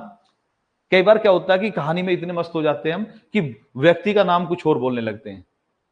अलाउद्दीन खिलजी बोला था, पृथ्वीराज चौहान तो नहीं बोल रहा, मुझे ऐसा लग रहा कि शायद मैंने पृथ्वीराज चौहान बोला। खैर जो था, अलाउद्दीन खिलजी राजा रतन सिंह को अपहरण करके ले जाता है यहां से, और अपहरण करके दिल्ली ले जाता है और कहता है आ जाओ सैनिकों को सबको बुला लेता है। ठीक है जी, कोई बात नहीं, चलिए। तो वो कहानी में पर ध्यान होता है ना, नाम वगैरह पर गड़बड़ होती है, तो ऐसे मुंबई को दिल्ली बोलते हैं हम, कई बार हो जाता है। अब यहां से जब चल दिया तो राजा रतन सिंह के राज्य में मैसेज पहुंचा दिया गया कि आपका राजा हमारे कब्जे में है, राजा को छोड़ देंगे, रानी हमारे हवाले कर दो। बड़ी विपदा आ गई भाई, बड़ी विपदा आ गई मेवाड़ पर। अब ऐसी स्थिति में क्या होता है, यहां पर 2 भाई थे, गोरा और बादल। इन्होंने कहा हम देखेंगे भाई, दोनों सेनापति थे, बहुत जबरदस्त सेनापति थे। इन्होंने कहा हम देखेंगे इसको। यहां से ये क्या करते हैं, ये 500 सैनिक लेते हैं, 500 सैनिक तैयार होते हैं। एक जो है, एक सैनिक या तो इनमें से या कोई दूसरा, लड़कियों के कपड़े पहन लेता, लेडीज के कपड़े पहन लेता है, रानी के कपड़े पहनकर पालकी में बैठ जाता है। कुछ और को भी दासी के रूप में पेश कर दिया जाता है। सारे सैनिक हैं, 500 सैनिक भेष बदलकर, कोई बॉडीगार्ड है, कोई कहार बन रहा, कहार मतलब जो डोली को ले जाते हैं, कोई रानी बन रही है, कोई दासी बन रही है, और सारे के सारे सैनिक चल देते हैं और दिल्ली पहुंच जाते हैं। और राजा से कहते हैं, अलाउद्दीन खिलजी से, कि महारानी आ गई है, महारानी आ गई है, लेकिन महारानी की एक शर्त है, वो आपसे बाद में मिलेगी, पहले राजा रतन सिंह को से मिलना चाहती है, बात करना चाहती है, और क्या बोलते हैं, जब उसे सब कुछ संतुष्टि हो जाएगी तो ही वो महल में प्रवेश करेगी। वो कहता, अब तो जब दिल्ली आ गए हैं, अब तो कुछ होना नहीं है, अब तो वापस भाग भी नहीं सकते। अलाउद्दीन खिलजी पूरे ये था कि अब तो उसे कंफर्म हो गया कि अब कोई दिक्कत नहीं है। ऐसे में ये 500 सैनिकों के जो आए थे, वो जो है रानी अपने अंगरक्षकों के साथ वहां पहुंच जाती है। अब रानी कौन थी, ये तो गोरा बादल थे। तो बताते हैं कि ये 500 सैनिकों में से जब वो राजा से मिलते हैं तो राजा को कहते हैं, चलो महाराज हम हैं, ये तो रानी नहीं है। और महाराज को लेकर इन दोनों भाइयों में से एक भाई 250, 300 जो भी सैनिक थे उनको लेकर राजा के साथ जो है अपने देश लौट जाते हैं। और बाकी जो है, बाकी अलाउद्दीन खिलजी की सेना से युद्ध करने के लिए मोर्चा संभाल लेते हैं। पहले सारे भागे हैं, फिर कुछ आगे निकल जाते हैं, कुछ रुक जाते हैं कि हम सैनिकों को रोक रहे हैं, क्योंकि सेना, अलाउद्दीन खिलजी की सेना पीछा कर रही है। तो जो रुके थे वो सारे के सारे युद्ध में शहीद हो गए। उन्हें सभी को पता था कि हम 250-300 कर क्या लेंगे, तो इसलिए उन्हें पता था कि हमें मरना है, लेकिन ज्यादा से ज्यादा समय तक हमें सेना को रोक कर रखना है। ऐसी जगह खड़े हुए थे जहां सेना को ज्यादा से ज्यादा समय तक रोक सकते थे, जिससे कि राजा महल में पहुंच जाए, अपने राजा किले में पहुंच गया। ये अपने काम में सफल हो गए, एक भाई इनका शहीद हो गया। दूसरा जो है, अब क्या होता है, अलाउद्दीन खिलजी की सेना दोबारा घेरा डाल देती है और फिर युद्ध शुरू होता है। जब युद्ध शुरू होता है तो इसमें गोरा बादल में से जो दूसरा भाई था वो भी शहीद हो जाता है, राजा रतन सिंह मारा जाता है। जब सारी सेना मर जाती है तो रानी पद्मिनी को पता चलता है कि अलाउद्दीन खिलजी की सेना महल में घुसने वाली है, किले में घुसने वाली है, हमारी हार हो चुकी है। तो रानी पद्मिनी अपने सहेलियों के साथ जोहर कर लेती है, और यहां पर जितने भी राजपूत थे उन्होंने साका किया। रानी पद्मिनी ने जोहर कर लिया और राजपूतों ने साका कर दिया। अब ये साका और जोहर क्या होते हैं, तो याद रखना, पहले जो राजपूत स्त्रियां अपनी इज्जत बचाने के लिए पति की अनुपस्थिति में अपने प्राणों को त्याग देती थी, उसे जोहर कहते थे। कुछ अग्नि में कूदकर, कुछ जल में डूबकर, जल जोहर, अग्नि जोहर कुछ भी है, लेकिन जोहर का मतलब है अपने प्राण त्याग दिए। रानी पद्मिनी और उसकी बहुत सारी सहेलियों ने अग्निकुंड प्रज्वलित किया, सारी की सारी उसमें कूदकर भस्म हो गई। ठीक है, साका मतलब क्या होता था, अब राजपूतों ने देखा कि भाई अब दुश्मन से की सेना आ गई है, तो वो क्या करते थे, अपने, उनकी बीवियां तो पहले ही जोहर कर चुकी होती थी, अपनी जितनी भी संपत्ति होती थी उसको अग्नि के हवाले कर देते थे, सारी संपत्ति को नष्ट कर देते थे कि अगर हम मर जाएं तो दुश्मन को कुछ नहीं मिलना चाहिए, ना धन मिले, ना हमारे घर की इज्जत मिले। इसलिए इज्जत के लिए जोहर करा देते थे और अपनी संपत्ति को नष्ट कर देते थे। इसका एक तो ये होता था कि दुश्मन को कुछ नहीं मिलना चाहिए, और दूसरा ये होता था कि मन में ये आता था, अब तो मेरा सब कुछ खत्म हो चुका, ना घर रहा, ना बाहर रहा, ना परिवार रहा, ना धन दौलत कुछ नहीं रही, तो मुझे जीकर भी कुछ नहीं करना। जीवन से मोह खत्म कर देते थे और फिर जो युद्ध करते थे विकराल रूप लेकर, अब तो मरना और मारना, मार काट मचानी है, तो उसको बोलते थे साका। तो राजपूतों ने यहां पर पहली बार साका किया था। समझ में आ गया जोहर और साका क्या होते हैं। खैर जो भी था, कहानी तो खत्म होनी थी। यहां पर अलाउद्दीन खिलजी इसको भी जीतने में सफल हुआ, लेकिन भैया हो कोई भी, मरना सभी को है। अलाउद्दीन खिलजी 1216 ईस्वी में मारा गया। अलाउद्दीन खिलजी का जो सेनापति मलिक काफूर कौन था, हिजड़ा था, उसको अलाउद्दीन खिलजी ने इतना सम्मानजनक पोस्ट पर पहुंचा दिया, सेनापति बना दिया। बहुत सम्मान, बहुत विश्वास करता था। अब अलाउद्दीन खिलजी के साथ उसने गद्दारी कर दी, तो बताते हैं कि अलाउद्दीन खिलजी के पूरे परिवार को बर्बाद कर दिया मलिक काफूर ने, और खुद राजा बन बैठा। कहते हैं कुछ को मार दिया, कुछ को कि हाथ पैर कटा दिए, किसी को उठाकर जेल में बंद कर दिया, पूरा का पूरा परिवार बर्बाद कर दिया।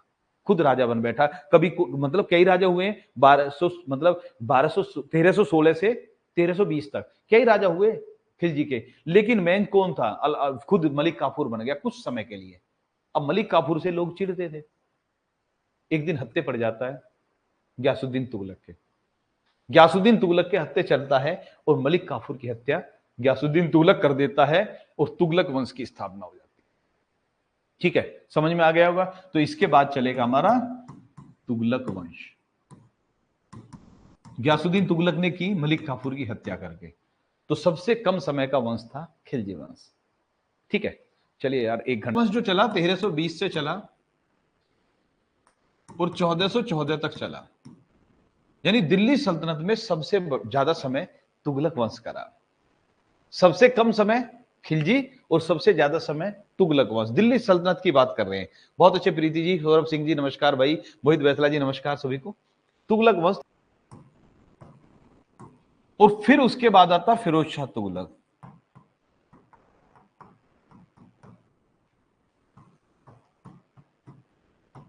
ठीक है, और उसके बाद और भी शासक हैं। यहां पर ये जो गयासुद्दीन तुगलक था, इसका बेटा था मोहम्मद बिन तुगलक, लेकिन इसका बेटा नहीं था, ये इसका चचेरा भाई था। भाई भी नहीं, चचेरा भाई था। गयासुद्दीन तुगलक का भाई था, उसका पुत्र था ये, यानी गयासुद्दीन तुगलक का भतीजा था। तीसरे नंबर, पहले इसके बाद बनता इसका बेटा और उसके बाद बनता भतीजा। तो पहले गयासुद्दीन तुगलक, फिर मोहम्मद बिन तुगलक, फिर मोहम्मद बिन तुगलक का चचेरा भाई बनता है फिरोज शाह तुगलक। ठीक है, ज्यादातर जगह क्या होता, पिता पुत्र चलते, तो यहां पर ध्यान रखना ये दोनों भाई भाई हैं, चचेरे भाई हैं ये दोनों। गयासुद्दीन तुगलक से शुरू करते हैं। इसके बारे में पहली बात तो ये कि जो गयासुद्दीन तुगलक था ये संस्थापक था। पहली चीज तो यही ध्यान रखना। कहते हैं कि इसके समय में मंगोलों ने बहुत आक्रमण किए, तो इसके बारे में समय में 29 बार मंगोल आक्रमण हुए। तो कहा जाता है कि इसने 29 बार मंगोलों का सामना किया, या इसके समय में 29 बार मंगोल आक्रमण हुए। पूछा जा सकता है किस राजा के समय में सबसे ज्यादा बार मंगोल आक्रमण हुए, तो इसके समय में हुए। राजकुमार शर्मा जी राम राम भाई, राम राम। प्रीति जी बफ लिख रहे हैं, बफरिंग हो रही है क्या?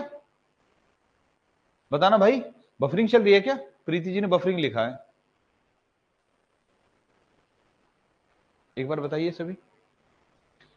ठीक भाई, गयासुद्दीन तुगलक, पहली बात तो ये इसके बारे में। दूसरी बात ये इसके बारे में जो महत्वपूर्ण है, बहुत ही महत्वपूर्ण है, वो क्या है कि देखिए इसके दरबार में एक व्यक्ति रहता था जिसका नाम था अमीर खुसरो।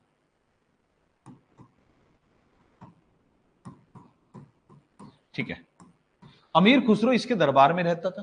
किसके में? गयासुद्दीन तुगलक के में। अमीर खुसरो का गुरु था निजामुद्दीन औलिया। इसका गुरु था निजामुद्दीन औलिया।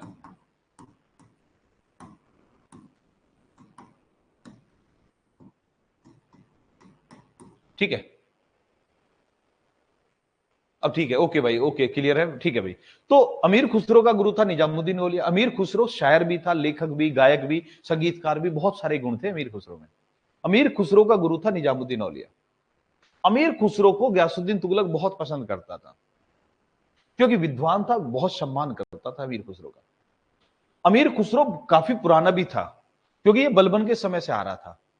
अमीर खुसरो ने 8 राजाओं का काम समय देखा था। 8 राजाओं के समय में ये राज 8 राजाओं के दरबार में काम किया था अमीर खुसरो ने। बलबन से यहां तक आ गए आप, अमीर गयासुद्दीन तुगलक तक। तो अमीर खुसरो का यह बहुत सम्मान करता था, लेकिन जितना इससे का सम्मान करता था, अमीर खुसरो के गुरु निजामुद्दीन औलिया से बहुत चिढ़ता था। ये कहता था यार तुम पता नहीं क्या गुरु बना रखा है, ऐसा बोलते थे।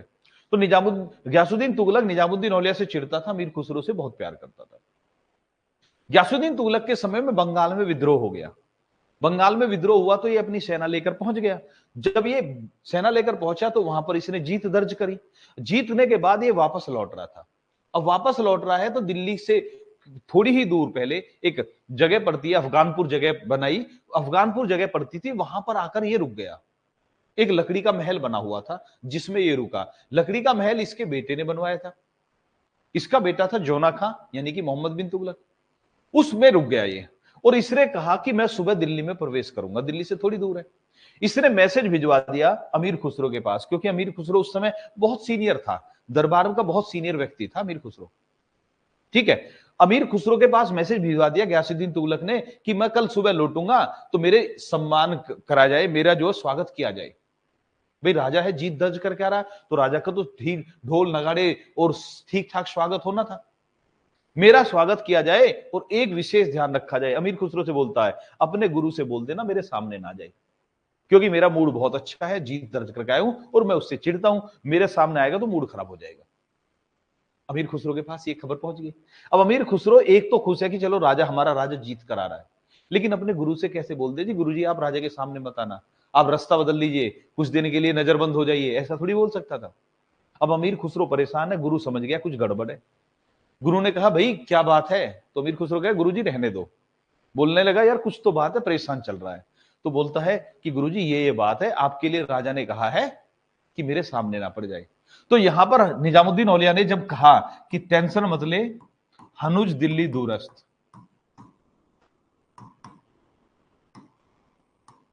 निजामुद्दीन औलिया ने कहा हनुज दिल्ली दूरस्थ, तू टेंशन मत ले, अभी दिल्ली दूर है। किसके लिए? गयासुद्दीन तुगलक के लिए। गयासुद्दीन तुगलक अभी दिल्ली से बहुत दूर है। और बताते हैं कि उसी रात लकड़ी का महल दबा और गिरकर लकड़ी के महल में दबकर इसकी मृत्यु हो गई, और इसके लिए दिल्ली सदा के लिए दूर हो गई, दिल्ली नहीं पहुंच पाए। ये इतिहास में दर्ज है ये कहानी जो। हाँ जी बिल्कुल बिल्कुल बिल्कुल, बहुत अच्छे प्रीति जी, समझ में आ गया होगा। हनुज दिल्ली दूरस्थ यहां तक क्लियर है। तो एक तो ये पूछा जाता हनुज दिल्ली दूरस्थ किसने कहा? निजामुद्दीन औलिया ने। किसके बारे में कहा? गयासुद्दीन तुगलक के बारे में। ठीक है, यहां तक क्लियर हो गया। उम्मीद है यहां पर कहानी में जो भी बताया हमने कहानी के माध्यम से, कुछ भी पूछा जाएगा आप बता दोगे। अमीर खुसरो के बारे में थोड़ी सी बात करते हैं। गयासुद्दीन तुगलक की मृत्यु लकड़ी के महल में दबकर हुई।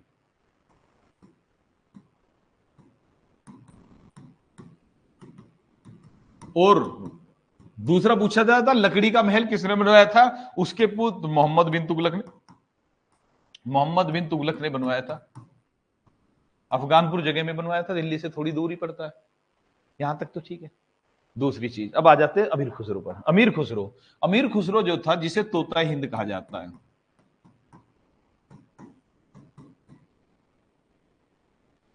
अमीर खुसरो को क्या बोलते हैं? तोता हिंद। इसका बचपन का नाम बताइए क्या था? आप बताएंगे बचपन का नाम क्या था? कमेंट करेंगे। तोता हिंद या तूती ए हिंद? तो ये हिंदी, हिंदवी और उर्दू, हिंदी हिंदवी और उर्दू में लिखा करता था। ठीक है, इसने बहुत सारी गजल कव्वाली वगैरह सबके बारे में काम किया इसने। शायर पर शायर था बहुत जबरदस्त। ये जो है कुछ पहेलियां पूछा करता था दोहे के रूप में, उनके लिए भी बहुत प्रसिद्ध था ये अमीर खुसरो। आपको याद रखना है जो आपके लिए महत्वपूर्ण है, अमीर खुसरो का जन्म उत्तर प्रदेश के एटा जिले में हुआ था। उत्तर प्रदेश के एटा जिले में हुआ था अमीर खुसरो का जन्म, ये ध्यान रखना भाई। ठीक है, बताइए इसने बलबन से शुरू किया था, कितने राजाओं का समय देखा? 8 राजाओं का समय, 8 राजाओं का समय देखा था इसने। पता नहीं, कोई बात नहीं, आते हैं जी। दूसरी बात एक और याद रखना, मैंने बताया बलबन से शुरू हुआ था तो विद्वान था, तो विद्वान का लोग सम्मान करते थे। जब पृथ्वीराज चौहान मेवाड़ पर आक्रमण करने जा रहा था तो अमीर खुसरो ऐसा था जिसने कहा था कि आप ये गलत कर रहे हो, मत करो, इतिहास में नाम खराब होगा आपका। अमीर खुसरो ने अलाउद्दीन खिलजी से मना किया था कि आप मेवाड़ पर आक्रमण मत करो। समझ में आ गया? अलाउद्दीन खिलजी से मना किया था आप मेवाड़ पर आक्रमण मत कीजिए। तो अलाउद्दीन खिलजी का भी टाइम में था, ये बलबन के समय में था, गयासुद्दीन तुगलक के समय में भी था। ओके, इसका बचपन का नाम था अबू हसन। अमीर खुसरो का बचपन का नाम था अबू हसन। ठीक है, यहां तक समझ में आया। अब आगे जी, गयासुद्दीन तुगलक की हो गई मृत्यु। गयासुद्दीन तुगलक की मृत्यु होगी तो उसका बेटा था जौना खां। जौना खां या जूना खां, एक ही बात है। और ये जो जोना खां या जूना खां था, इसी का नाम पड़ गया मोहम्मद बिन तुगलक। मोहम्मद बिन तुगलक के नाम से गद्दी पर बैठा। और वर्ष कौन सा था? 1325 से 1351 तक ये गद्दी पर रहा, 26 साल तक। ज्यादा महत्वपूर्ण नहीं है वर्ष, लेकिन हल्का सा आइडिया इसलिए जरूरी है क्योंकि यहां से एक क्वेश्चन निकल कर आता है। मोहम्मद बिन तुगलक का शासनकाल 1325 से 1351 रहा। यहां से निकलकर एक सवाल आता है, विजयनगर साम्राज्य की स्थापना इसी के टाइम में हुई थी। 1336 में हुई। तो 1336 में जब विजयनगर साम्राज्य की स्थापना हुई तो दिल्ली का सुल्तान कौन था? मोहम्मद बिन तुगलक था। यहां से इसीलिए मैंने डेट लिखवाई यहां पर। जब विजयनगर साम्राज्य की स्थापना हुई हरिहर और बुक्का ने की तो उस समय दिल्ली का सुल्तान मोहम्मद बिन तुगलक था। उम्मीद है यहां तक तो समझ में आया होगा। मोहम्मद बिन तुगलक, जूना खां जिसका ओरिजिनल नाम था, वो गद्दी पर बैठ गया अपने पिता की मृत्यु के बाद। तो कोई तो कहता कि मोहम्मद बिन तुगलक ने जानबूझकर अपने पिता की हत्या करवाई थी। कोई कहता है कि ये इतना ऐसा नहीं था, ये तो काम ही उल्टे सीधे हो जाते थे इसके, तो गलती से गिर गया वो, जो भी था। लेकिन इसने महल बनवाया, महल में दबकर इसके पिता की मृत्यु हो गई, मोहम्मद बिन तुगलक के। मोहम्मद बिन तुगलक को पागल बादशाह कहते हैं। इसको बुद्धिमान मूर्ख भी कहते हैं। मतलब बुद्धिमान भी था, मूर्ख भी था। बुद्धिमान मूर्ख भी कहते हैं। इन्हें विरोधाभासों का मिश्रण भी कहते हैं।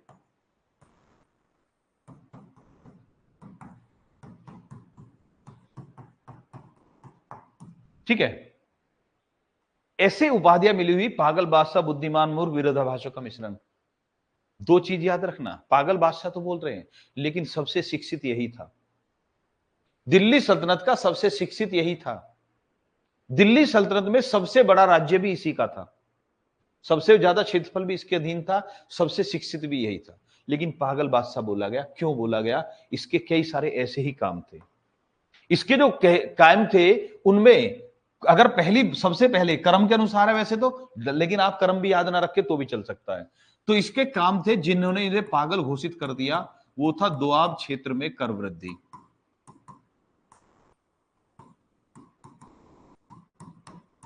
दोआब क्षेत्र में कर वृद्धि पहला काम। दूसरा, राजधानी परिवर्तन।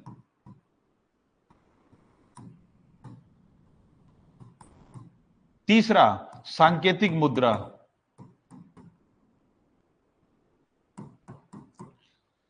खुरासान अभियान।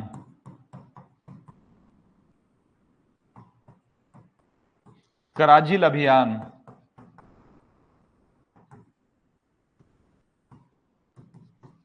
ये 5 काम थे जिन्होंने इसे पागल घोषित कर दिया। हाँ जी, आते प्रीति जी, अभी आते वहां पर। अब ये कैसे काम कैसे थे? दोआब क्षेत्र में कर वृद्धि। दोआब का मतलब है गंगा और यमुना के बीच का क्षेत्र। तो ये दिमाग बहुत ज्यादा इस्तेमाल करता था। कहने लगा कि यार कहीं कहीं पर जो अनाज है वो कम होता है और कहीं पर बहुत ज्यादा होता है, तो जहां ज्यादा उपजाऊ जमीन है उससे थोड़ा ज्यादा ले ले तो क्या बुराई है। तो इसने दोआब जो क्षेत्र था, गंगा और यमुना के बीच का क्षेत्र, यहां पर भूमि ज्यादा उपजाऊ थी तो यहां पर टैक्स बढ़ा दिया। जब इसने टैक्स बढ़ाया उसी वर्ष पड़ गया सूखा। सूखा होने से फसल कम हुई, किसानों के पास पुराने टैक्स देने के पैसे नहीं थे, नया टैक्स लगा दिया। इसने वो आदेश वापस नहीं लिया। जब वापस नहीं लिया तो किसानों के साथ जोर जबरदस्ती हुई होगी, तो जनता इसके खिलाफ भड़कनी थी। ऐसा कैसा राजा है, टैक्स बढ़ा दिया, देख भी नहीं रहा सूखा है। जनता इसके खिलाफ होगी, मूर्ख घोषित करने शुरू कर दिया। पहला गड़बड़ होगी ये। राजधानी परिवर्तन। इसने कहा कि राजधानी दिल्ली की बजाय देवगिरी ले चलते हैं, दिल्ली से देवगिरी लेने चले। और देवगिरी को इसने कहा कि देवगिरी की जगह अब इसका नाम हो जाएगा दौलताबाद। तो देवगिरी कहे या दौलताबाद कहे, बात ही की है।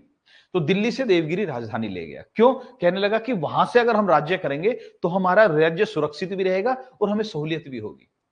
लेकिन इसने गलती ये कर दी कि दिल्ली राजधानी बदल रहा था, राजधानी वालों को भी लेकर चला। जो भी राजधानी के निवासी थे कहा सभी को चलना पड़ेगा। अब एक बात बताइए, आप जहां पर रह रहे हो और वहां की जलवायु अलग है, दूसरी जगह ले लें तो हो सकता है आपको सूट ना करे। अब इसने ऑर्डर दे दिया। अब जब ऑर्डर दिया तो सभी को चलना पड़ेगा, पूरी जनता को चलना पड़ेगा। तो बताते एक व्यक्ति था जो लाचार था, अपंग था, वो कहने लगा जी मैं तो यहीं पड़ा रहूंगा, मैं नहीं जाऊंगा। पता चला जी वो नहीं जा रहा है, किसी ने कह दिया कि वो जाने से मना कर रहा है, तो इसने कहा उसको पीछे बांध लीजिए। तो रथ के पीछे बांध दिया, उसके पैरों को में रस्सा बांधा और रथ के पीछे खिंचड़ता हुआ जा रहा है। अब बेचारा सारा खिंचड़ गया, बस पैर ही पैर बचा था, वहां तक पहुंचते पहुंचते सारा रास्ते में ही खत्म हो गया बेचारा। अब वहां पर सारे के सारे लोग पैदल जा रहे हैं दिल्ली से। जब पैदल चले, इतने सारे लोग पैदल चले, विद फैमिली जा रहे हैं, सामान क्या ले जा सकते हैं? पैदल पैदल। राजा तो चलो ठीक है भैया अपने रथ वगैरह में चलेगा, लेकिन बाकी तो पैदल ही चलेंगे, रेलगाड़ी थोड़ी चल रही थी तब। तो जब वहां पहुंचते हैं तो वहां पर कुछ लोगों को जलवायु सूट नहीं करती, इतने कुछ तो रास्ते में मर लिए, कुछ बीमार हो लिए, कुछ वहां जाकर परेशान हो गए, राजा को खुद सूट नहीं हुई जलवायु। नतीजा ये हुआ कुछ दिन बाद इसने वापस राजधानी मोड़ दी, अब लोगों को फिर वापस आना पड़ता। बुद्धिमान मूर्ख इसलिए कहा गया। सांकेतिक मुद्रा, कहने लगा कि ये जो हमारे सोना और चांदी है ये कीमती धातु है, हम सोना और चांदी के सिक्के जो लेन देन करते हैं इसमें धातु खराब होती है, तो एक काम करते हैं सोने चांदी की जगह तांबे के सिक्के चलवा देते हैं। अब तांबे के सिक्के, इसने की सोच बिल्कुल ठीक है कि कीमती जो धातु है वो सुरक्षित रहेगी। तांबे के सिक्के, आज भी तो हम कागज के रुपए पर विश्वास कर रहे हैं, आज भी तो कागज का रुपया चल रहा है, तो इसने तांबे के सिक्के चलवाए। लेकिन तांबे के सिक्के का, एक तांबे के सिक्के का मूल्य एक चांदी के सिक्के के मूल्य के बराबर कर दिया। लेकिन आज हम अगर कागज के नोट पर विश्वास कर रहे हैं तो उस पर गवर्नमेंट की मोहर होती है, असली नकली अंतर होता है। लोगों ने अपने घर का तांबा पिघलाया, सिक्का बनाया और उसकी जगह चांदी लेनी शुरू कर दी। पता चला इसका खजाना खाली हो गया और खजाने में तांबा भर गया, सारा का सारा बचा रहा था चांदी को, तांबा भर गया उल्टा। ये भी योजना फेल हो गई। अब ये दो ऐसी जगह थी, खुरासान और कराजिल, जिन पर कोई आक्रमण करना नहीं चाहता था। तो इसने कहा कि मुझे खुरासान पर आक्रमण करना, खुरासान जिधर की तरफ से बाबर आया था, ठीक है, उधर आक्रमण करना है। अब इसने कहा कि भाई मुझे तैयारी करनी है, तो तैयारी करनी है तो पहले ही सेना की भर्ती कर दी, 2 साल का एडवांस वेतन पकड़ा दिया, 1 साल का एडवांस दे दिया, 2 साल का एडवांस दे दिया कि आपको युद्ध में चलना है, तैयार हो जाओ। पैसा दे दिया लोगों को, सैनिक भर्ती कर लिए नए नए और उनको एडवांस में पैसा दे दिया। वरना तो क्या होता था, युद्ध में जाते थे सैनिकों को तभी पैसा दिया जाता था, फिर बाद में युद्ध ही नहीं हुआ, वो पैसा मर गया। जिस युद्ध के लिए सेना इकट्ठी करी उसका वो युद्ध ही नहीं किया इसने।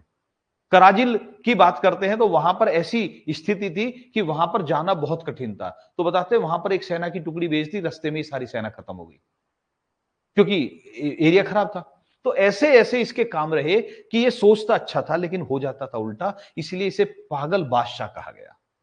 लेकिन सोच अच्छी थी तो बुद्धिमान कहा गया, लेकिन मूर्ख की काम हो जाते थे तो बुद्धिमान मूर्ख कहा गया इसे, ठीक है। इसने दीवान ए कोही, दीवान ए अमीर कोही भी बोलते थे, जिसे कृषि विभाग कह सकते हो, की स्थापना की। कृषि विभाग की स्थापना की इसने, ठीक है। दूसरी बात भाई, अब इसके समय में जैसा भी बता रहे थे, इब्न बतूता, इब्न बतूता जो था वो इसके समय में भारत आया, ठीक है। अलबरूनी, फिरदौसी, मोहम्मद महमूद गजनवी के समय में आए, महमूद गजनवी के समय में अलबरूनी, फिरदौसी, इब्न बतूता इसके समय में आया। ये कहां का यात्री था? मोरक्को का यात्री था, मोरक्को का यात्री था। और इसने एक पुस्तक लिखी, जल्दी से पुस्तक का नाम बताएंगे, तब तक मैं आपको बता दें कि इब्न बतूता को इसने दिल्ली का काजी घोषित कर दिया। काजी, काजी एक मतलब एक पोस्ट होती थी, तो इसे काजी घोषित कर दिया। किसको?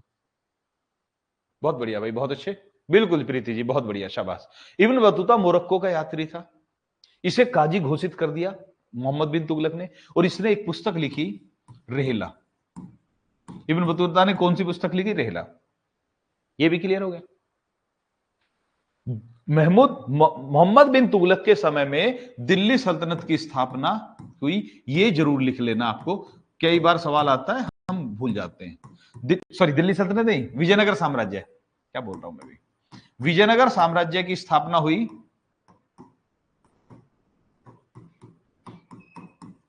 तो विजयनगर साम्राज्य की स्थापना हरिहर और बुक्का ने मोहम्मद बिन तुगलक के समय में की थी, ठीक है। यहां तक कोई दिक्कत नहीं है। विजयगिरी जी, प्रीति जी, बहुत बढ़िया भाई, बहुत अच्छे, शाबाश। आगे बढ़ते हैं भाई। मोहम्मद बिन तुगलक 1551 में, सॉरी 1451 में इसकी मृत्यु हुई। 1351, क्या बोल था, आज सारी डेट गड़बड़ हो रही है, कल से कुछ दिक्कत हो रही है, दिमाग में कहानियां घूम रही हैं, फैक्ट जो है गड़बड़ कर रहे हैं, थोड़ा सा ध्यान रखूंगा। मोहम्मद बिन तुगलक की मृत्यु के बाद उसका भाई बनता है फिरोज शाह तुगलक, अभी बताया था मैंने, अब ध्यान रखना पड़ेगा।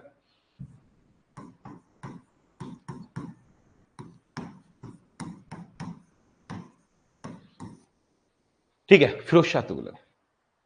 ये जो फिरोज शाह तुगलक था, मैंने बताया ये कौन था? उसका भाई था। इसे नगरों का निर्माता कहा गया। कहते हैं कि इसने 300 शहर बसाए थे। नगरों का निर्माता इसने फिरोजपुर, फिरोजाबाद, जौनपुर, हिसार आदि शहरों की स्थापना की। अब ये कहेंगे जी शहरों की स्थापना, इतने सारे शहर बसा दिए। तो उस समय शहर का मतलब ये होता था कि देखिए वहां पर एक एरिया को ये बाउंड्री कर दिया, मान लिया किले के रूप में बना दिया, तो उसे शहर बोलते थे। किला बना दिया एक को, अब उसके अंदर लोग रहेंगे भाई, तो उसे शहर बोलते थे उस समय का, ये मानकर चलिए भाई। हाँ जी, शहर से ज्यादा, बिल्कुल जी प्रीति जी। फिरोज शाह तुगलक ने 5 बड़ी नहरों का निर्माण कराया था। 5 बड़ी, सबसे ज्यादा जो कह रहे हो आप, 5 बड़ी नहरों का निर्माण कराया फिरोज शाह तुगलक ने। ग्यासुद्दीन तुगलक ने भी निर्माण कराया था, फिरोज शाह तुगलक ने भी नहरों का निर्माण कराया। ग्यासुद्दीन तुगलक ने इससे पहले कराया था, यानी 5 नहरों का निर्माण कराया। बड़ी नहरों के, बड़ी नहर की बात कर रहे हैं, 5 बड़ी नहरों का निर्माण कराया। ठीक है, दिल्ली के आसपास 1200 बाग लगवाए, बाग लगवाए। ठीक है, वो संख्या याद रखने की जरूरत नहीं है, बाग लगवाए। ये फिरोज शाह तुगलक के काम थे, नहरों का निर्माण, शहर बसाना, बाग लगवाना, ये सब इसने काम किए। इससे अलग और काम क्या किया? इससे अलग याद रखना, इसके समय में जो बहुत सारे टैक्स होते थे, उन सारे टैक्सों को खत्म करके 4 टैक्स लगाए। बहुत सारे टैक्स थे, उनको हटा दिया कि भैया सारे को हटाओ, 4 लगाइए। पहला जजिया, जकात, खराज और खुम्स, ये 4 टैक्स लगाए गए फिरोज शाह तुगलक द्वारा। ठीक है, जजिया कर सबसे पहले ब्राह्मणों पर फिरोज शाह तुगलक ने लगाया। इससे पहले कुछ समय के लिए जजिया कर किसने लगाया था? जो पहला मोहम्मद बिन कासिम आक्रमणकारी था, उसने भी जजिया कर लगाया था हिंदुओं से, लेकिन ब्राह्मणों पर सबसे पहले जजिया कर फिरोज शाह तुगलक ने लगाया। यह धर्म के आधार पर लगता था, तो इसलिए फिरोज शाह तुगलक का जजिया कर ज्यादा प्रसिद्ध है। जजिया, जकात, खराज और खुम्स। ठीक है, समझ में आ गया होगा। ये मतलब गैर मुस्लिमों से, गैर मुस्लिम जो होते थे, यानी अगर कोई मुसलमान नहीं है तो उसे टैक्स देना पड़ेगा, वो जजिया था। जकात था, जो मुसलमानों से अपने धर्म के प्रचार प्रसार के लिए टैक्स लिया जाता था, वो जकात था। खराज और खुम्स, एक कृषि पर था और एक लूट में, लूट का हिस्सा जो था उसको बोलते थे। तो 4 टैक्स लगाए, किसने लगाए? फिरोज शाह तुगलक ने लगाए। ठीक है, इसके बाद फिरोज शाह तुगलक के समय में सबसे ज्यादा भ्रष्टाचार बहुत ज्यादा था भाई, बहुत ही ज्यादा भ्रष्टाचार था।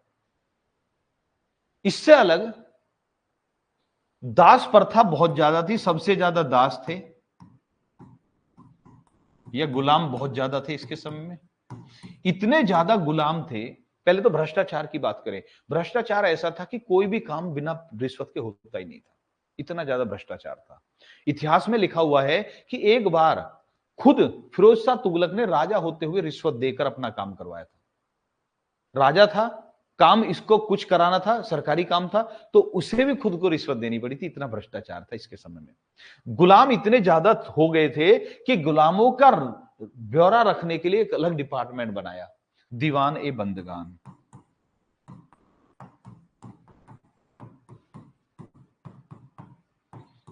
दीवान ए बंदगान नाम का एक अलग ही डिपार्टमेंट बना दिया। किसने के समय में? फिरोज शाह तुगलक के समय में, गुलामों की देखभाल के लिए, गुलामों का रख रखाव के लिए, मेंटेनेंस के लिए। समझ में आ गया होगा यहां तक?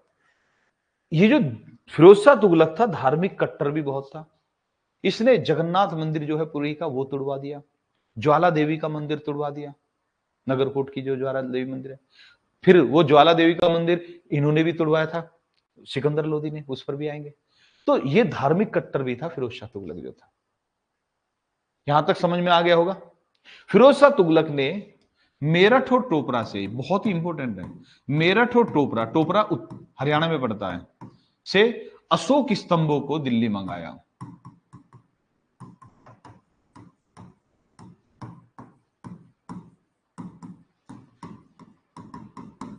अशोक के 2 स्तंभ इसने दिल्ली में मंगवा लिए, एक मेरठ से और एक टोपरा से। ठीक है, बहुत बढ़िया विजयगिरी जी, बहुत अच्छे। हाँ जी, यहां तक समझ में आया होगा।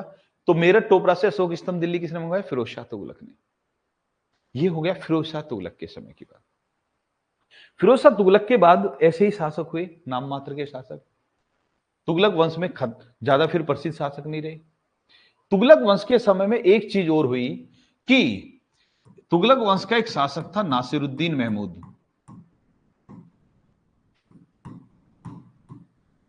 नासिरुद्दीन महमूद के समय में 1398 ईस्वी में तैमूर लंग ने भारत पर आक्रमण किया। तो तैमूर लंग ने 1398 ईस्वी में भारत पर आक्रमण किया। उस समय दिल्ली का सुल्तान था नासिरुद्दीन महमूद, जो कि तुगलक वंश का था। तो नासिरुद्दीन महमूद तुगलक का आक्रमण था। किस समय में हुआ? तैमूर लंग का आक्रमण। बिल्कुल जी, ठीक है, समझ में आ गया होगा। अब यहां तक हो चुका आपका। तुगलक वंश में और ज्यादा महत्वपूर्ण नहीं है। तुगलक वंश के बाद आता सैयद वंश।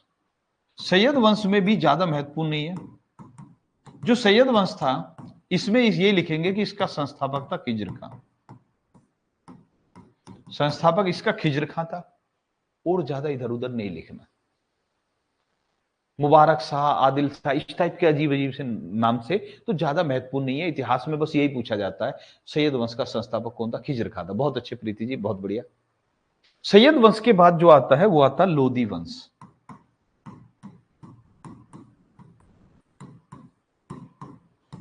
लोदी वंश। अब लोदी वंश की बात करें तो पहला जो शासक था बहलोल लोदी था।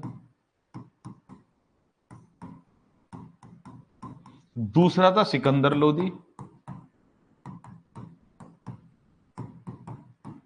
और तीसरा था इब्राहिम लोदी।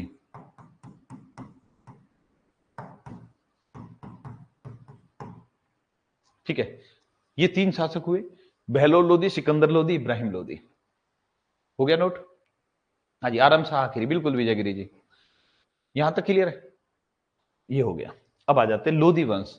याद रखना, ये दिल्ली का पहला अफगान वंश था। अफगान, अफगानिस्तान से थे, अफगानिस्तान से बिलोंग करते थे, तो इसलिए अफगान शासक बोले गए। पूछ लेते दिल्ली सल्तनत का कौन सा वंश अफगान वंश था? अफगानिस्तान का था, यानी कि लोदी वंश था। ठीक है, इसका संस्थापक था बहलोल लोदी, और ज्यादा कुछ समझना नहीं है बहलोल लोदी में। सिकंदर लोदी की बात करते हैं।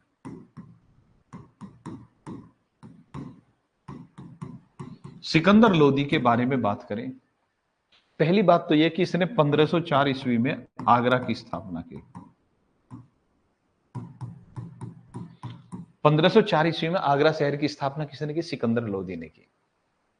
ठीक, दूसरी बात, ये जो सिकंदर लोदी था, ये गुलरुखी के नाम से कविताएं लिखता था। गुलरुखी, गुलरुखी के नाम से कविताएं लिखता था। उपनाम लगाते थे, टाइटल लगा देते, तो ये गुलरुखी नाम का उप टाइटल यूज करता था। बहुत अच्छे प्रीति जी, बहुत बढ़िया भाई, शाबाश। तीसरी चीज, कट्टर बहुत था। ज्वाला देवी का मंदिर तुड़वाने के बाद जो मूर्तियां थी, उन मूर्ति, जो पत्थर की मूर्तियां थी, उन मूर्ति के टुकड़ों को कसाईयों को बांट दिया और कहा कि इनसे मीट तोलना है, अपमान करना था बस। कट्टर था बहुत ज्यादा ये।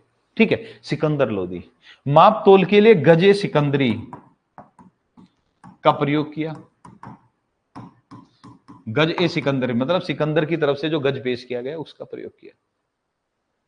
हाँ जी बिल्कुल, विजयगिरी जी आ रहे हैं। वहां पर जो लेडीज होती हैं, महिलाएं होती हैं, वो पीर की मजार पर नहीं जाएंगी, ऐसा जारी कर दिया इसने फरमान। ताजिया का जुलूस नहीं निकलेगा मुहर्रम के दौरान जो निकलता है। लेडी जो पीर पर नहीं जाएंगी, ताजिया का जुलूस नहीं निकलेगा, ऐसे बहुत सारे इसने काम करे। दाढ़ी नहीं रखता था ये, कहता था कि दाढ़ी रखते हैं तो मेरी सुंदरता खराब हो जाती है, तो खुद को सुंदर दिखाने के लिए दाढ़ी नहीं रखता था सिकंदर लोदी। क्लियर हो गया? सिकंदर लोदी के बाद, सिकंदर लोदी के बाद आता इब्राहिम लोदी। इब्राहिम लोदी दिल्ली सल्तनत का अंतिम सुल्तान था।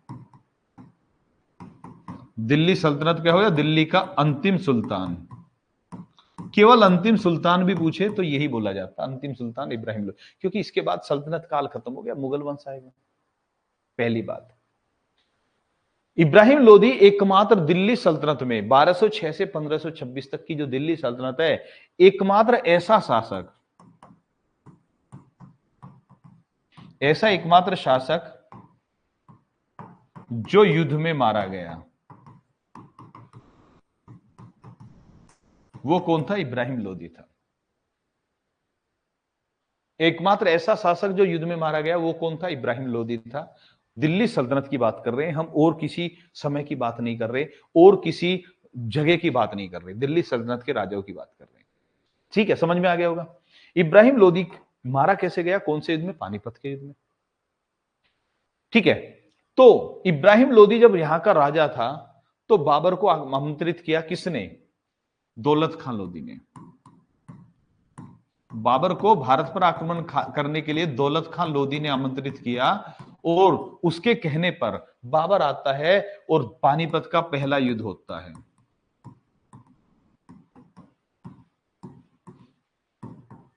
(1526) में होता है।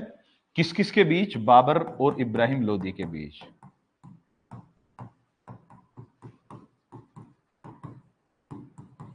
बाबर जीत जाता है, इब्राहिम लोदी की मृत्यु हो जाती है और दिल्ली सल्तनत समाप्त हो जाती है।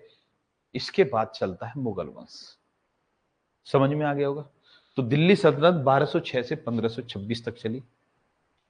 दिल्ली सल्तनत का अंतिम सुल्तान इब्राहिम लोदी हुआ। एकमात्र ऐसा राजा जो दिल्ली सल्तनत का एकमात्र ऐसा राजा जो युद्ध में मारा गया, वो इब्राहिम लोदी ही था, और मारने वाला था बाबर पानीपत के पहले युद्ध में। यहां पर हम दिल्ली सल्तनत के बारे में और कुछ बात करेंगे। दिल्ली सल्तनत की बात करें तो इसमें जो टैक्स लिया जाता था वो अनाज के रूप में भी चलता था और मुद्रा के रूप में भी चलता था। कृषि पर टैक्स महत्वपूर्ण था, अनाज के रूप में भी लगता था और मुद्रा के रूप में भी लगता था। इसमें ये जो लोदी वंश के राजा हुए, मैं पहले पूरे वंश की बात कर रहा हूं, लोदी वंश के राजा हुए ये ऐसे थे जो खुद व्यापारी भी थे। मतलब राजा खुद भी व्यापारी था, ये मानकर चलो, लोदी वंश के राजा व्यापारी भी थे। सोहित भाई राम राम जी, राम राम जी। ठीक है, समझ में आ गया। तो अनाज और मुद्रा दोनों के रूप में टैक्स लिया जाता था दिल्ली सल्तनत के दौरान। लोदी वंश के राजा खुद व्यापारी भी थे, ये भी ध्यान रखना। दिल्ली सल्तनत के समय में अलग अलग समय पर अलग अलग राजाओं ने और अलग अलग नियम बनाए, लेकिन याद रखना सबसे शिक्षित मोहम्मद बिन तुगलक, सबसे ज्यादा लंबा राज्य मोहम्मद बिन तुगलक। समय की बात नहीं, एरिया की बात कर रहे हैं। ठीक, सबसे, और अलाउद्दीन खिलजी अनपढ़ था। अलाउद्दीन खिलजी अनपढ़ था दिल्ली सल्तनत में, ये भी ध्यान रखना। इससे अलग याद रखिए कि दिल्ली सल्तनत के दौरान एक पहला मकबरा बनाया गया, जो भारत का पहला मकबरा है, वो कौन सा था? सुल्तानगढ़ी का मकबरा। भारत का पहला मकबरा सुल्तानगढ़ी का मकबरे को माना जाता है। सुल्तानगढ़ी का मकबरा भारत का पहला मकबरा माना जाता है, ये भी दिल्ली सल्तनत के दौरान है। ठीक है, इल्तुतमिश के समय में बना। इससे अलग अगर बात करें हम दिल्ली सल्तनत के दौरान, तो विद्वानों की बात करें तो कौन थे? अभी हमने बताया अमीर खुसरो दिल्ली सल्तनत के दौरान विद्वान रहा। इब्न बतूता विदेशी यात्री आया, दिल्ली सल्तनत के दौरान ही आया, ये विद्वान भी थे अमीर दिल्ली सल्तनत के दौरान। अगर हम बात करें सिकंदर लोदी के समय की, तो सिकंदर लोदी का जो समय चल रहा था, सिकंदर लोदी का जो समय चल रहा था, इसके समकालीन एक विद्वान हुए जिन्हें कबीरदास जी कहा गया। तो कबीरदास जी किसके समकालीन थे? सिकंदर लोदी के समकालीन थे। ठीक है, तुलसीदास जी अकबर के समकालीन थे, कबीरदास जी सिकंदर लोदी के समकालीन थे, कंटेम्परेरी थे। ठीक है, अगर अलबुरनी फिरदौसी की बात करें तो वो दिल्ली सल्तनत से पहले थे, महमूद गजनवी के समय में आए थे। हाँ जी बिल्कुल, सोहित जी बिल्कुल ठीक बोल रहे हैं, सुल्तानगढ़ी का मकबरा पहला था। ठीक है, तो ये जो है आज हमने आपको दिल्ली सल्तनत बताई पार्ट सेकंड में। जितना महत्वपूर्ण है वो पढ़ रहे हैं हम। ठीक है, बाकी रहेगी बात, अभी हम जो है ये कोशिश करेंगे कि एक क्लास लाएं जिसमें सिर्फ हिस्ट्री के क्वेश्चन हो, और वो यूट्यूब पर लाएं। लेकिन वो मैं ये चाह रहा हूं कि पहले आपकी हिस्ट्री कंप्लीट हो जाए तो लाएं, हिस्ट्री के क्वेश्चन का रिपीट कराने के लिए। अगर आप कहें तो बताइए वो सही रहेगी, या अभी पहले ही बीच में लाएं, वो बताइए। भाई ऐसा कि भाई हिस्ट्री का टॉपिक वाइज ले कि भाई यहां से यहां तक की हिस्ट्री के क्वेश्चन पूछेंगे हम, एमसीक्यू में पूछें, जिससे कि आपका ये जो चीजें हैं जो आपने पढ़ा वो भी रिवाइज हो जाए, एक्स्ट्रा चीजें जुड़ सकती हैं, हम एमसीक्यू में जोड़ देते हैं। आपने जो हमारे ऑफलाइन स्टूडेंट है वो जानते हैं हम पढ़ाते समय और सुनते समय में अंतर आ जाता है, तो जब सुनते हैं तो बहुत अच्छा याद होता है। हाँ भाई।